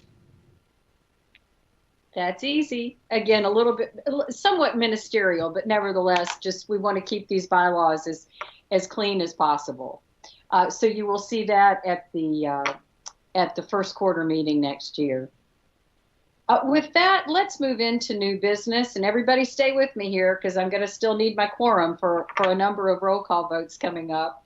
I want to go first to Vice Chancellor Gibbs for the presentation of our October revised budget. And once again, we had a snapshot of this, I think, at our November committee chairs meeting. But Danny, the floor is yours. Thank you, Madam Vice Chair. Yes, in June, if you'll recall, June of 2020, the board approved the proposed budget, providing our colleges and system with initial budgetary operating authority for fiscal year 21. The proposed budget, of course, didn't fully recognize factors such as fall enrollment changes, level of grant or contract revenue activity, and any final state budget adjustments. And of course, this year with the pandemic, the change in enrollment obviously is a bigger issue than normal. The revised budget addresses factors such as enrollment changes, the final state budget adjustments, and any carryover funds from the previous fiscal year, as well as updating other budget estimates based on more current information. Today, I'll present you with aggregate information from the 41 budgets that we reviewed and will be before you for approval. But before I do that, I want to share a few excerpts from the TBR policy 4010001 related to budget principles and controls. And this kind of ties in with the financial report that I just had shared earlier. But within this policy, it states that working within the institution's shared governance process, the chief executive officer of the campuses has the responsibility and full authority to propose a budget to the Chancellor and the Board. The Chief Executive Officer will ensure that the process for budget development is open and provides for accountability, including appropriate constituencies in budget planning, and incorporates clear guidelines and adequate training for those involved. And then there are a few budget principles that are also listed in the policy, and I'll just highlight a few of those. The policy indicates that budgetary needs should be prioritized relative to the institution's core mission and consistent with the strategic plan with resources aligned accordingly. It also states that budgets must respect generational neutrality. So in general, this is to say, I think that the cost of educating the current generation of students should be borne by the current generation and not deferred to the future generations. And I think we saw that reflected in the financial report earlier, you know, when I mentioned that our schools have very little debt. So I think it's generationally neutral, the way they're performing their budgets. The budgets also must be balanced, and a degree of fiscal conservatism must be incorporated in the budget to reduce the risk of year-end deficits. And I think we definitely saw that demonstrated in the outcomes for the previous fiscal year. And then it also states that accountability for the effective management of the budget rests with the institution's chief executive officer. So I just wanted to lay a little groundwork there before we started looking at the budget. And again, I think that ties in well with the financial information that we presented earlier on the previous fiscal year. Next slide, please, Karen. Here we'll look at the total budgeted revenues. This is comparison of the revised budget that was submitted this October with the revised budget from the previous October. You can see there in the middle column is the 2021 revised budget information. State appropriations increased about 2%, and I'll discuss that in a little bit more detail on the next slide. Student fees, maintenance fees, and tuition declined about 8%. And this obviously reflects the enrollment declines that we experienced this fall. About a 12% or so decline at the community colleges, and about a break even for the TCAT, so somewhere around 8.7% average for the system as far as the enrollment decline. Mandatory fees, as a result, also declined due to the enrollment decline. And also, most institutions didn't charge the international ed fee this fall since trips had been suspended during the global pandemic. Restricted revenues increased significantly due to the CARES grants that we received for higher education institutions to provide financial assistance to their students and to fund institutional expenses related to the public health emergency. And also we received GIVE Act funding, and this was to support career and technical education programs. Also, auxiliary revenues declined, again, in large part due to the enrollment decline. And in many cases, campuses suspended food service operations during the pandemic as well. So again, that resulted in some auxiliary revenue losses. Overall, the chart reflects a 2% growth in revenue. But again, this is largely because of the restricted fund growth. If you just looked at the unrestricted revenues, there's a decline of about 3.4%. Again, more of that was borne by the community colleges because of their enrollment declines. The next slide, again, we'll talk a little bit about state appropriations. Again, comparing October 19 to October 20 and the changes that occurred. There were some non-recurring improvements that were included in last fiscal year budgets that's been removed in this fiscal year. Again, they were non-recurring. A couple of those were the TBR security grants. We'd received about $2 million in the previous year, and $1 million for the Megatronics program. Also, another change that's happened between the years is we have received an increase in state appropriations as a result of the outcome formula of about $2.9 million. And of course, I know we all recall that there was no new funding that came into higher education as far as operating state appropriations and the outcomes-based funding formula for this fiscal year. But if you'll recall, the way the formula works, really the first step in the process is there's a reallocation of existing base appropriations among all the schools. And when I say among all the schools, I mean this is the universities, the LGIs, University of Tennessee, the community colleges, TCATs. Based on the outcomes, there's a redistribution or shuffling of the base state appropriation. And as a result of that, our system gained about $2.9 million. So this is, again, a net sum zero. So where we gained, and that just means that somebody else lost appropriations in that process. But we were fortunate this year to gain about $2.9 million. Additionally, there was some money added to the budget this year for the correctional education program that Dr. Pereira had discussed earlier. We received about $5.4 million for that, with about $4.4 million of it being recurring and about $984,000 being non-recurring. And then the Megatronics program that was funded last year on a non-recurring basis, it was actually put back in on another non-recurring basis this year of $1 million. So that, and then there were some benefit adjustments as well. So that kind of reconciles and accounts for the differences between last year's appropriation and this year's appropriation. Next slide, please, Carol. The unrestricted education and general expenditures by function is what you're looking at now. You can see that overall there was an unrestricted expenditure budget decline of about 3.2%. And if you recall, this is similar to the decline I just described in revenue, which was about 3.4%, which this means that as a system as a whole, that campuses are living within their means. And of course, we know, again, as Regent George mentioned earlier, this has impacted campuses differently. Some schools had a more severe enrollment decline than others, thus their budgets and their revenues were impacted more. We saw this at Southwest, where they experienced almost a 24% decline in FTE as a result of COVID. And they are managing that process through their budget process on their campus. So again, everyone wasn't impacted equally, but they are all taking the necessary means to do what's necessary on their campus from a fiscal standpoint.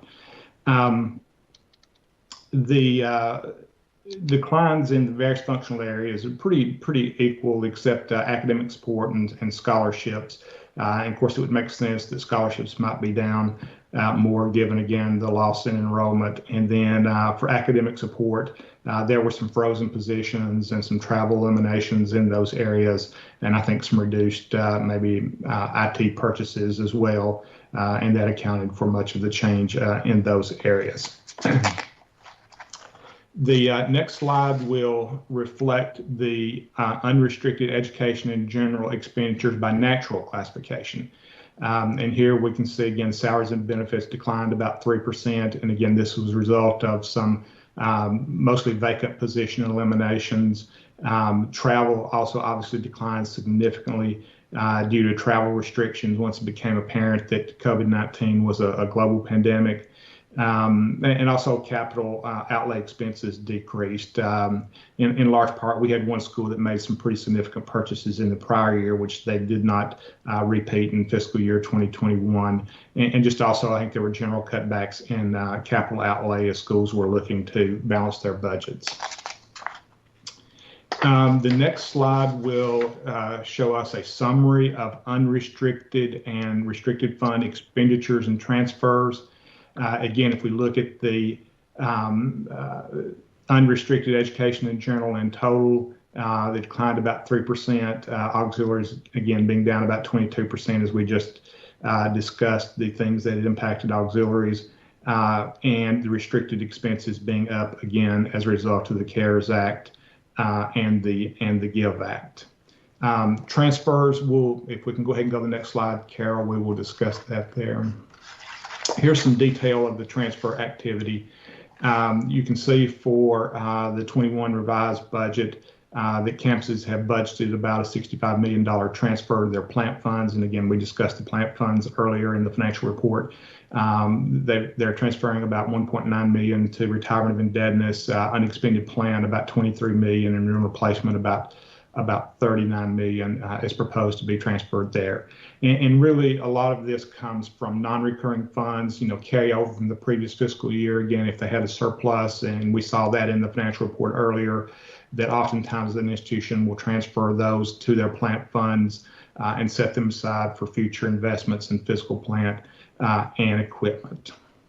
Again, retirement of indebtedness declined a little bit this year. We had one school that paid off all their outstanding bond debt. Next slide, please, Karen. Okay, here before you is a summary of the unrestricted funds available and applied. And again, these are unrestricted funds. So we're looking at a beginning balance of about 235 million here.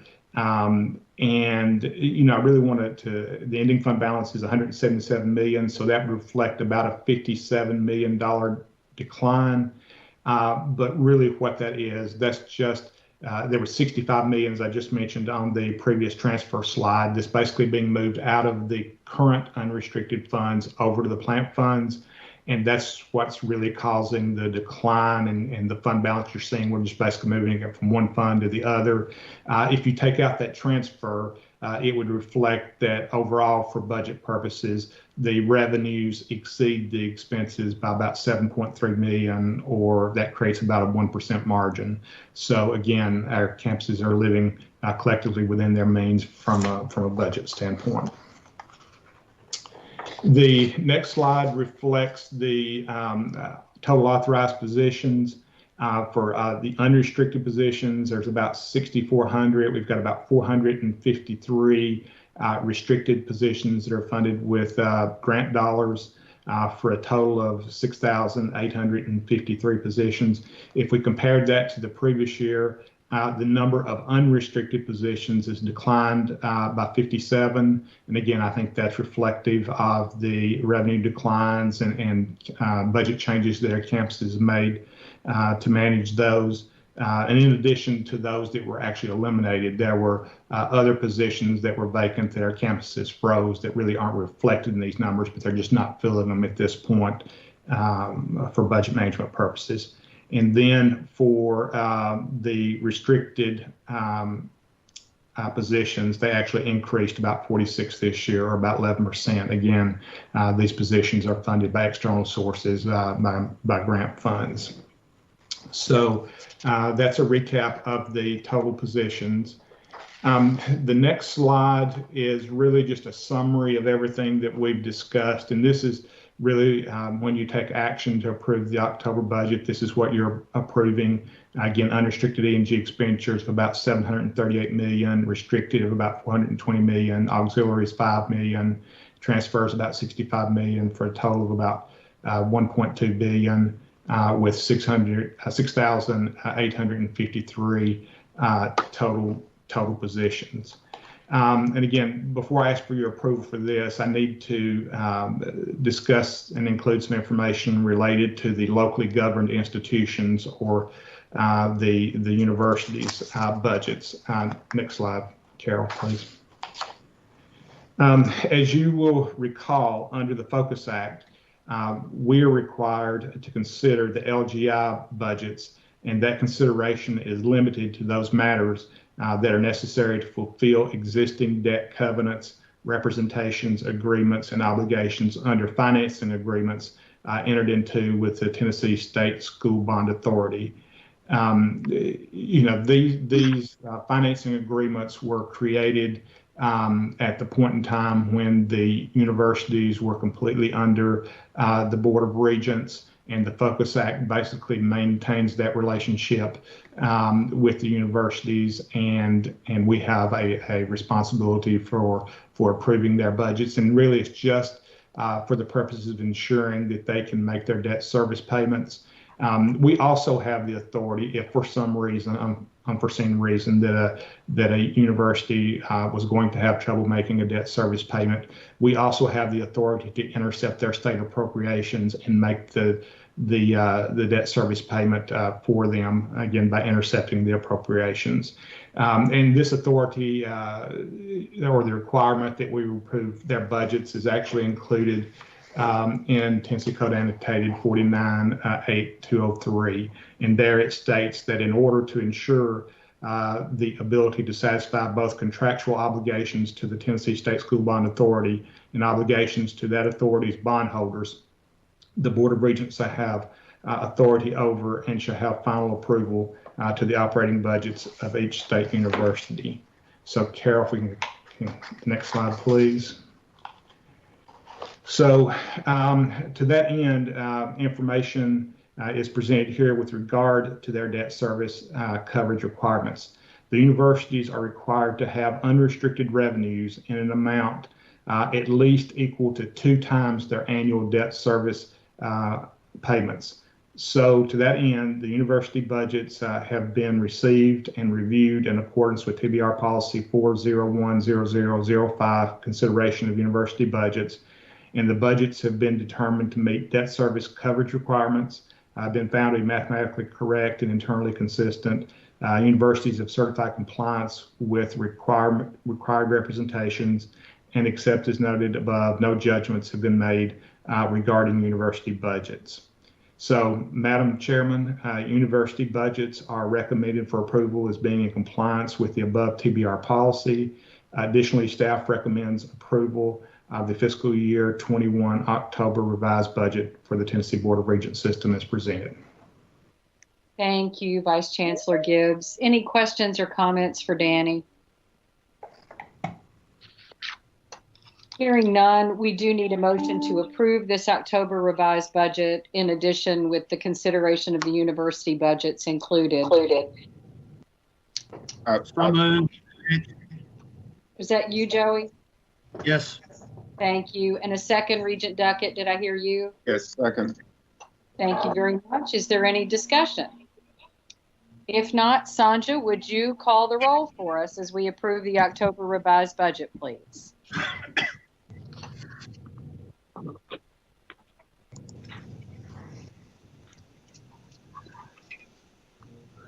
Sandra, are you muted? I'm yes, sorry. I'm sorry. I'm ready. I was taking care of another task. I know. You're multitasking this morning. Thank you. Regent Apple. Aye. Regent Burdine. Aye. Regent Duckett. Aye. Regent George. Aye. Regent Gill. Aye. Regent Goldsmith. Aye. Regent Green. Aye. Regent Hatch. Aye. Commissioner Hatcher. Aye. Regent McEllier. Aye. Regent Powers. Aye. Vice Chair Reynolds. Aye. Commissioner Schwinn. I believe she had to drop off the meeting. Regent Varlin. She also had to drop off the meeting. Regent Wamp. Aye. Regent White.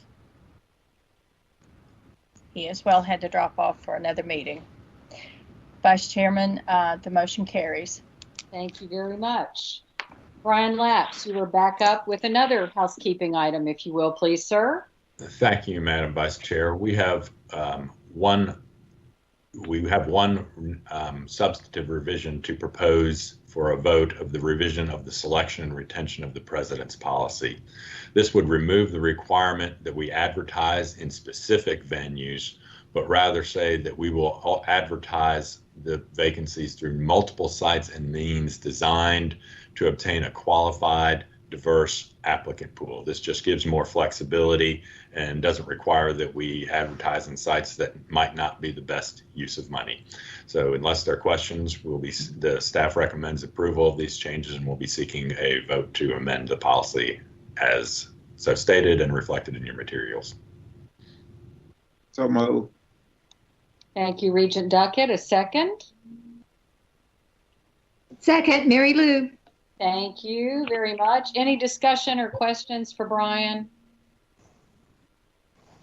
I'm sorry. Oh, that's my own echo. Hearing none. Sandra, once again, we need a roll call vote to complete this item. Thank you, Madam Chair. Regent Apple? Aye. Regent Burdine? Aye. Regent Duckett? Aye. Regent George? Aye. Regent Gill? Aye. Regent Goldsmith? Aye. Regent Green? Aye. Regent Hatch? Aye. Commissioner Hatcher? Aye. Regent McEllier? Aye.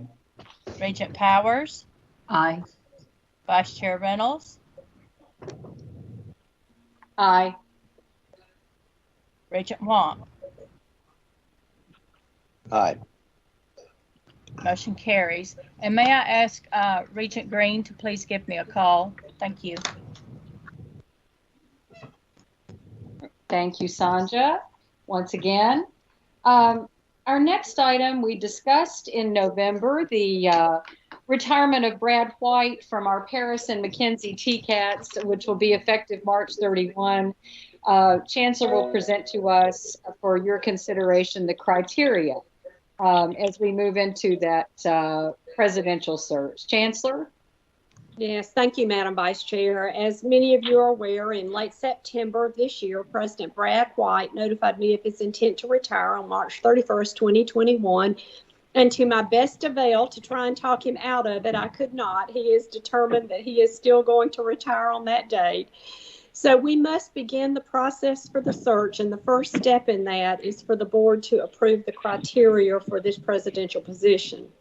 The draft criteria for the position of TCAT Paris and McKenzie was included in your board meeting materials that you received last week.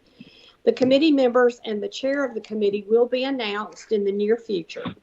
Madam Chair, unless there are any changes, I respectfully ask approval of the proposed criteria for the next president at TCAT Paris and McKenzie. Any questions for the Chancellor on the criteria? I thought, by the way, it was very well done. Thank you. Hearing no questions, we need a motion to approve. So moved. Thank you. Was that Miles? Yes, ma'am. And then did I hear Regent Hatch as well? May I count you as a second? No, this is Regent Gill. Oh, thank you, Mark. Sorry, I just didn't catch your voice. I apologize. Second from Regent Gill. Any further discussion? If not, Madam Secretary, we need another roll call vote, please, to approve the criteria for the next president at TCAT Paris and McKenzie. Thank you so much. Regent Apple? Aye. Regent Burdine? Aye. Regent Duckett? Aye. Regent George? Aye. Regent Gill? Aye. Regent Goldsmith? Aye. Regent Green? Regent Green? You got a Regent- thumbs up. Okay, I got a thumbs up. She's having to dial back in. So, Regent Hatch? Aye. Commissioner Hatcher? Aye. Regent McEllier? Aye. Regent Powers? Aye. Vice Chair Reynolds? Aye. Regent Wong? Aye. Motion carries. Very good. And I know the Chancellor said the search committee announcement would be forthcoming, but I do want to go ahead and thank Regents Hatch and Gill for serving with me on that search committee, and then Chancellor will put the balance together. So we will keep you posted. Thank you all. Dr. Deaton and Dr. Hollins, I'm not sure who's, I think Dr. Hollins is taking this one. We have some proposed changes to TCAT programs. And again, you've all had this extensive information in our books, but I will call on Dr. Hollins just for any further information or questions. Sure. I'll go ahead and get started. And if Dr. Deaton has anything to add, please feel free to do so. I would like to first open up by saying good morning, Madam Vice Chair Reynolds, Chancellor Tidings, and all those of the board. I will begin with a few revisions to your originally submitted proposed TCAT academic actions that are in your board materials. One is TCAT Shelbyville has requested to table their proposed action to a future date. In your materials, that's going to be implementation proposal 53. And TCAT Jackson and Whiteville have also requested a delay. We are still reviewing and considering approval for their proposed actions.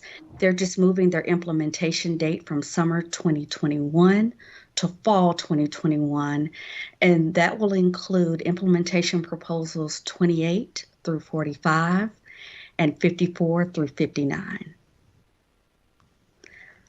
I wanted to make sure that I noted those revisions and they're captured in the board meeting minutes, as well as a revised transmittal will be submitted to Sanja to include in those minutes. The Office of Academic Affairs carefully reviewed 59 technical college program proposals being presented for the board's review and approval. Please note that several schools are proposing permanent changes to their existing program inventory to address delivery modality in a post-pandemic world. In essence, several schools are proposing permanent changes to programs from traditional in-person delivery to a hybrid delivery mode. All implementation proposals for each program can be found again in your board materials. Those proposals are as follows. TCAT Chattanooga, implementation of hybrid delivery for 20 existing programs, implementation proposals 1 through 21. TCAT Dixon, implementation of hybrid delivery for 4 existing programs, implementation proposals 22 through 25. TCAT Harriman, implementation of hybrid delivery for 1 existing program, implementation proposal 26, and also at Harriman, implementation of the industrial maintenance repair program, implementation proposal 27. TCAT Jackson, implementation of hybrid delivery for 18 existing programs. Those proposals include numbers 28 through 45.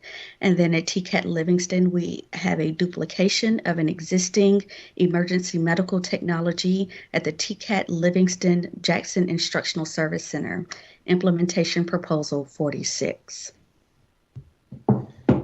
TCAT Morristown has a few actions here. They're duplicating their HVAC program at their Thomas Howard McNeese Education Center, implementation 47, a relocation of 2 existing programs from their Green Technology Center to the Thomas Howard McNeese Education Center. Again, that's 2 programs, so that's implementation proposals 48 and 50.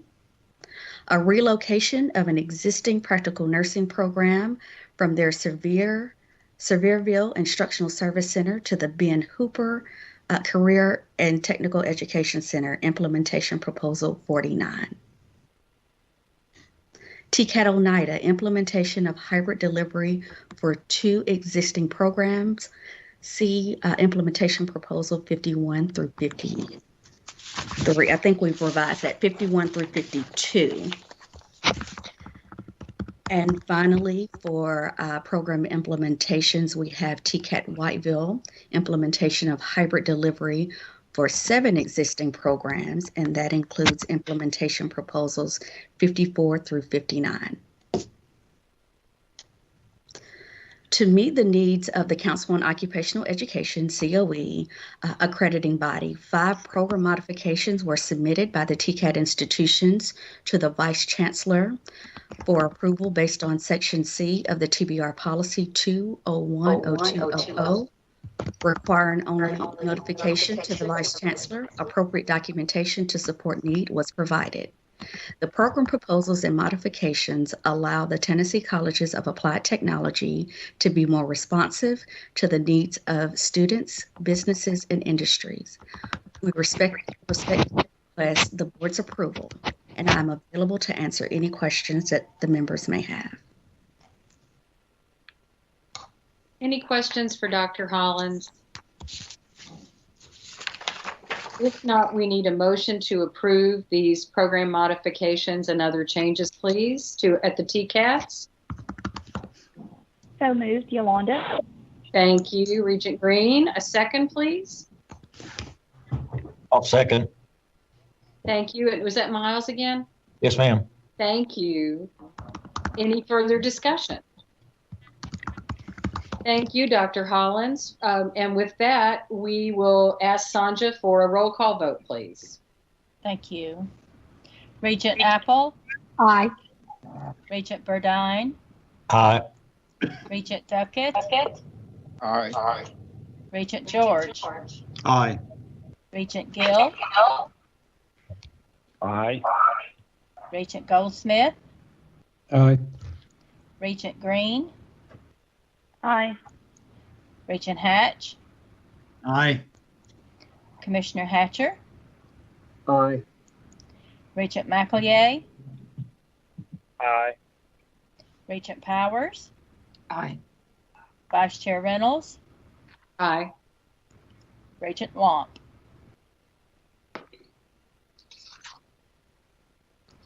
Regent Womp? Aye. Thank you. I thought your 5-year-old was going to vote for you there for a minute. Motion carries, Madam Chair. Thank you all very much. And now to our last item of business for today, and these are always bittersweet moments. We have obviously welcomed Regent Powers and Regent George, and we so look forward to getting to know them, and as they bring tremendous talent and wisdom and expertise to us. But as I said, it is a little bittersweet to officially say goodbye to Regent Lee Shockey and Regent Barbara Prescott, both of whom have been near and dear to both of us. Regent Varlin was originally going to read the resolution for Regent Prescott, and she had expressed this morning just her sadness at seeing Regent Prescott go, who's been so precious to all of us. But Regent Green has agreed, with Sanja's multitasking behind the scenes, has graciously agreed to come on and read our resolution to honor Regent Prescott's service. Yolanda, if you don't mind, the baton. Thank you, Vice Chancellor. I would be so honored to be able to read this resolution. And to Barbara, she really took me under her wings when joining the board. So all the questions that I had and navigating through all of this, she has just been so gracious. So Barbara, thank you for all of that. A resolution of appreciation for the service of Regent Barbara U. Prescott to the Tennessee Board of Regents. Whereas Regent Barbara U. Prescott was appointed by Governor Bill Haslam to serve as our 8th Congressional District Representative on the Tennessee Board of Regents in 2014 and served with distinction, honor, and integrity for 6 years. And whereas Regent Prescott has enjoyed a varied career as a professional counselor, consultant, educator, policymaker, and nonprofit executive, a licensed professional counselor, she operated a private counseling practice for 35 years and co-authored a self-help book, My Heart Got Married and I Didn't Know It. As Vice President of Ally Prescott and Partners, LLC, Dr. Prescott provided consulting to not-for-profit agencies in strategic planning, fundraising, and leadership development. And whereas she began her lifelong work and devotion to education as a high school English teacher, and also served as junior high school guidance counselor, central office administrator, elected school board member, and executive director of People First Partnership, a nonprofit organization focused on policy and advocacy to improve educational outcomes from cradle to career. In this role, Dr. Prescott was instrumental in Shelby County, securing a $35 million in federal funding to expand and improve kindergarten classrooms. And whereas she graduated with a Bachelor of Education degree and a Master in Guidance and Counseling from the University of Memphis, a PhD in Counseling and Human Systems from the Florida State University, and whereas a 3-term member of the Memphis City School Board, she held the positions of President and Vice President and was named to the All Tennessee School Board, earning the distinction of Master School Board member and served as 2002 President of the Tennessee School Board of Education. Dr. Prescott also served on the steering committee of SCORE, the State Collaboration of Reform in Education, was chair of the Transition Planning Commission, charged with creating the merger plan for the Shelby County and Memphis City schools, and has held positions on many not-for-profit boards. She presently serves on and is the past chair of the Salvation Army Advisory Board and sits on the University of Memphis National Alumni Board and the University of Memphis College of Education Dean Advisory Council. And whereas in 2012, Regent Prescott was named to the University of Memphis College of Education Hall of Fame and selected one of the university's 100 Women of Influence. She was named one of the 12 who made a difference in 2012 by the Commercial Appeal, honored by the Women's Foundation for Greater Memphis with the Legends Award in 2013, and received the 2014 Lifetime Achievement Award from our High School Alumni Association. In 2016, Dr. Prescott was recognized as a champion of education by the Shelby County Education Foundation and honored as a distinguished alumni of the University of Memphis. And whereas Regent Prescott has provided tremendous leadership, wisdom, and acumen during her tenure on the board, especially as the chair of the Regent's Academic Policy and Programs and Student Success Committee for the past 3 years, and as a member of the Committee of External Affairs, Committee of Finance and Business Operations, the Economic and Community Development Committee, and the Audit Committee, keeping the focus on student success while ensuring that student tuition, taxpayer appropriations, and donor contributions are expected as state and federal laws require, and that the risks are minimized. And whereas her dedicated service on the board of Regents has also included countless hours of support and valuable advice to the system in its institutions, faculty, and students, including speaking at innumerable commencement ceremonies, convocations, groundbreakings, building dedications, and also celebrations. And whereas she faithfully believes that hiring the best possible leaders for our system and institutions is among the most important responsibilities of a regent, and therefore devoted her time and energy as chair of the Presidential Search Advisory Committee twice for Jackson State Community College in 2016 and 19, and as a member of the Presidential Advisory Search Committee for Southwest Tennessee Community College in 2015, and additionally as the member of the Search Committee for TBR Vice Chancellor for Finance and Business Operations in 2017, and served on the TBR Strategic Plan Steering Committee. And whereas the Tennessee Board of Regents system is a more efficient and respected system of higher learning because of her zeal, her devotion, and her success of students, faculty, staff, and alumni of Regents institutions. And now, therefore, it be resolved that the Tennessee Board of Regents express its sincere appreciation to Regent Barbara U. Prescott, my friend, for her years of service rendered and leadership afforded to the Tennessee Board of Regents. Congratulations, Barbara. We'll miss you. Beautifully done. Thank you, Regent Green. And as Danny Varlin said in her email to me, she is one of a kind. We will take both of these up together. And with that, I'd like to call on Regent Duckett to present the resolution honoring his old friend, Lee Shockey. You've known Lee longer than any of the rest of us on this board, I bet. Yes, that is true. And it's my pleasure to read this resolution. Lee, through her father, I met Lee through her father back in the early 80s and have remained friends with her personally and professionally. As such, again, it's my honor to read this resolution that we will be presenting to her. A resolution of appreciation for the service of Regent Lee Shockey to the Board of Regents. Whereas Regent Lee Shockey was appointed by Governor Bill Haslam to serve as the West Tennessee at-large representative on the Tennessee Board of Regents in 2014. and served with distinction, honor, and integrity for 6 years. And whereas Mrs. Shockey has been the Chief Executive Officer and Chairman of Drexel Chemical Company, manufacturer of agricultural chemicals since 1998, after joining the Memphis-based company in 1980, working in international sales and later as manager of international operations. And whereas Mrs. Shockey's business acumen and love of music led her to found Melody Place LLC, a record label, production and publishing company featuring such artists as Jackie, Evancho, Mandy, Barnett, Lisa Mills, and various up-and-coming young artists.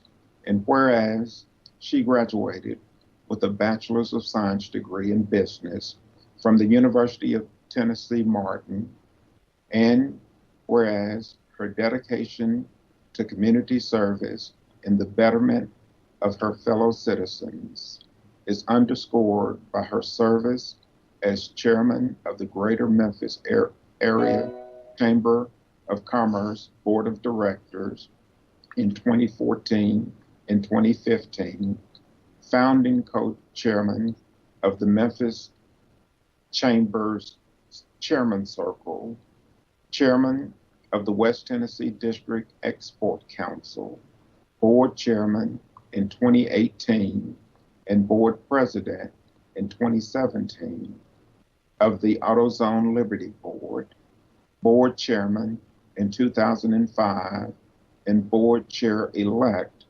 for 2022 for the Memphis in May International Festival, and as a member of the Tennessee Chamber of Commerce Board of Directors, the Crop Life America Board of Directors, the Advisory Board of the Methodist University Hospital, the Rock and Soul Museum Board of Directors, the University of Memphis School of Business Advisory Board, and as a member of a number of other civic, professional, and charitable organizations, including Leadership Memphis, the Moss Society of the Memphis Brooks Museum of Art, and the National Association of Women Business Owners.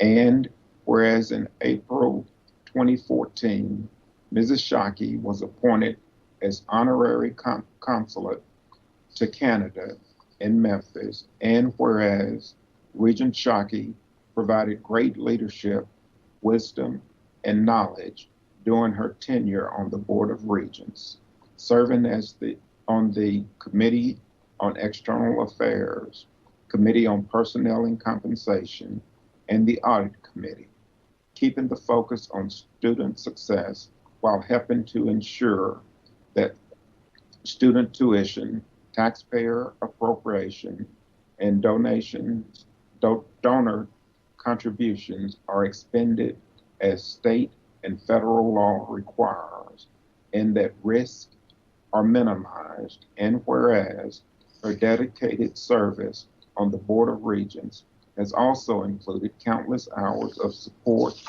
and valuable advice to the system, its institutions, faculty, and students, including representing Regents Awards for excellence in philanthropy, attending groundbreaking ceremonies, building dedications, and other celebrations.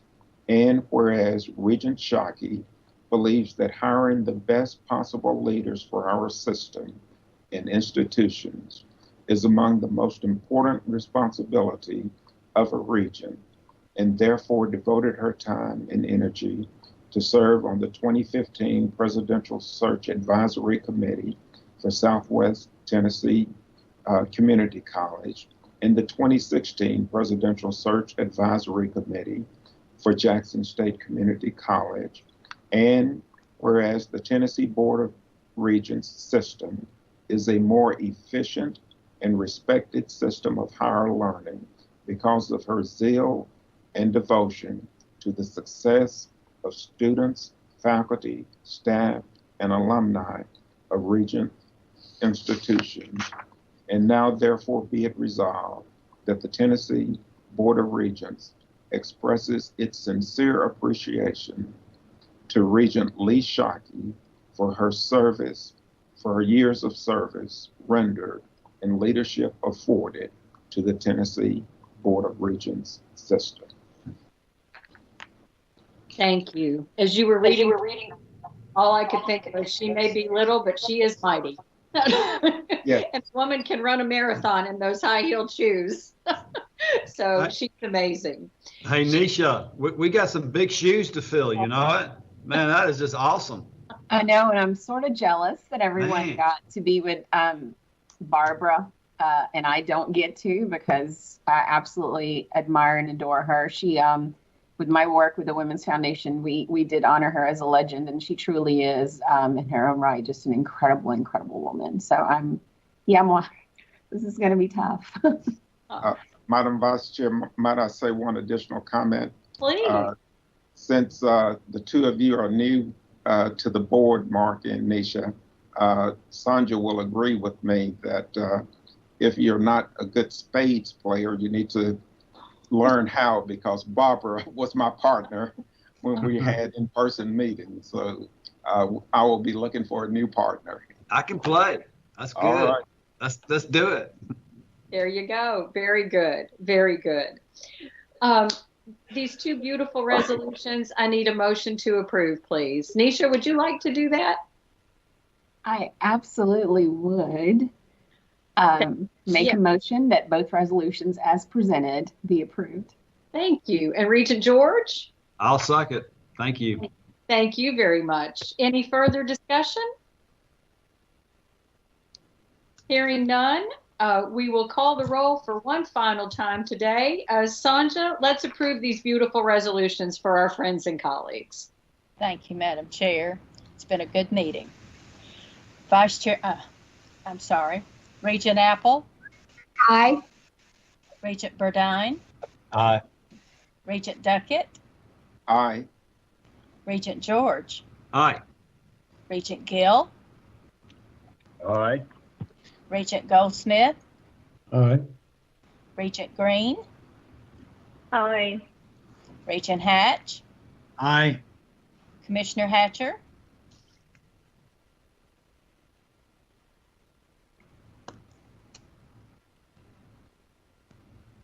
I believe he's dropped off the meeting.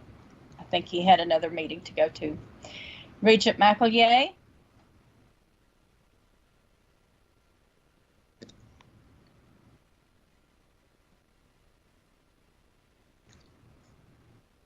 Regent Powers? Aye. Vice Chair Reynolds?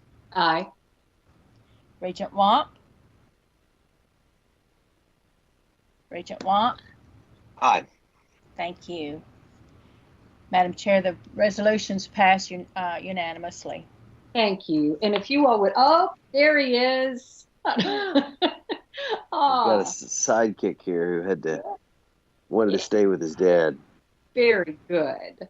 If you guys will indulge me just one more minute, I did have a message that Regent Prescott was able to send. You'll recall that once resolutions are passed, we give folks a moment to respond. And unfortunately, neither could be with us today, but Barbara did send this morning.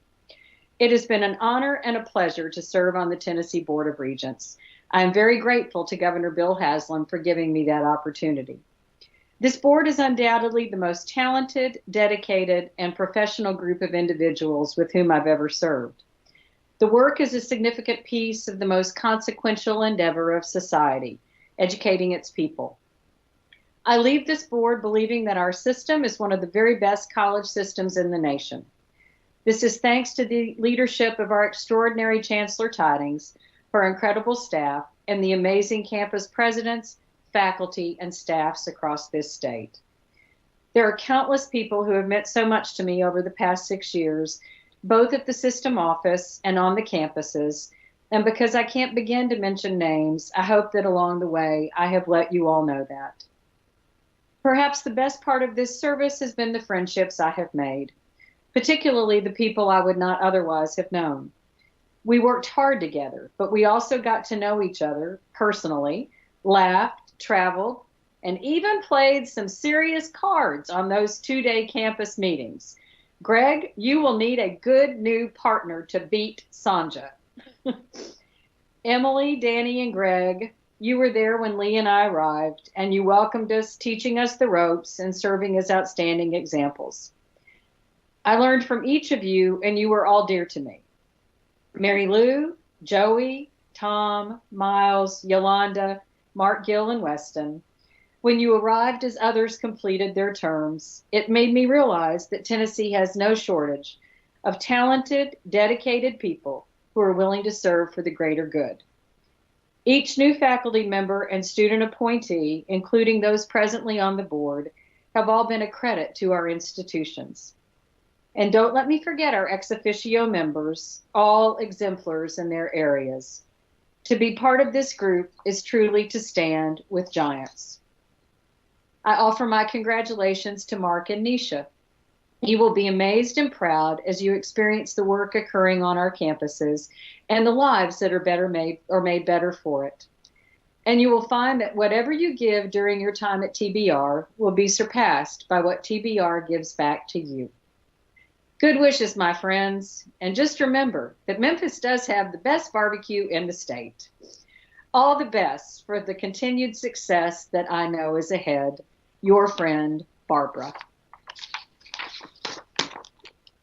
Oh, well done, Dr. Prescott and Lee Shockey. We know you were only a phone call away. So there you go. Nisha, lead our applause. Thank you. Thank you all. Chancellor Tidings, do you have any further announcements? Just to wish each of you a happy Hanukkah, a Merry Christmas, and may we all have a blessed New Year. So thank you for what you are all doing to help us. We are most grateful and appreciative. Thank you, Chancellor, for all you do. We will all be together again Thursday, March 25. We will make a call as this journey goes forward early next year to make a determination as to how we meet. I want to thank Michael Boatman, Carol Tomlinson, and Joel Scott for your help today in making sure we all got on and navigated our way through this.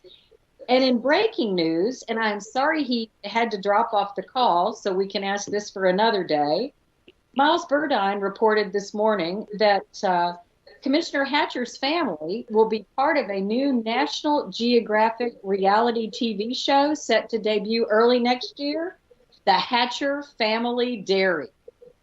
So stand by. We need to get more information and share that with you all. That'll be fun to watch. They are as Mark George knows, they are a Williamson County fixture. So that'll be fun. Yet another success for a member of our team. And Dr. Tidings, I know you want us to keep Dr. Hamilton, Lana Hamilton, in our prayers as she continues her recovery. So we offer that this holiday season as well to our beloved Dr. Hamilton. With that, unless anyone has any other business to come before the Board of Regents, thank you all for a great morning. As the Chancellor said, happy holidays, and most of all in saying happy holidays, please have a safe holiday season. We will miss you all. We'll stay in touch and see you in 2021. Thank you all. We are adjourned. Thank you. Bye.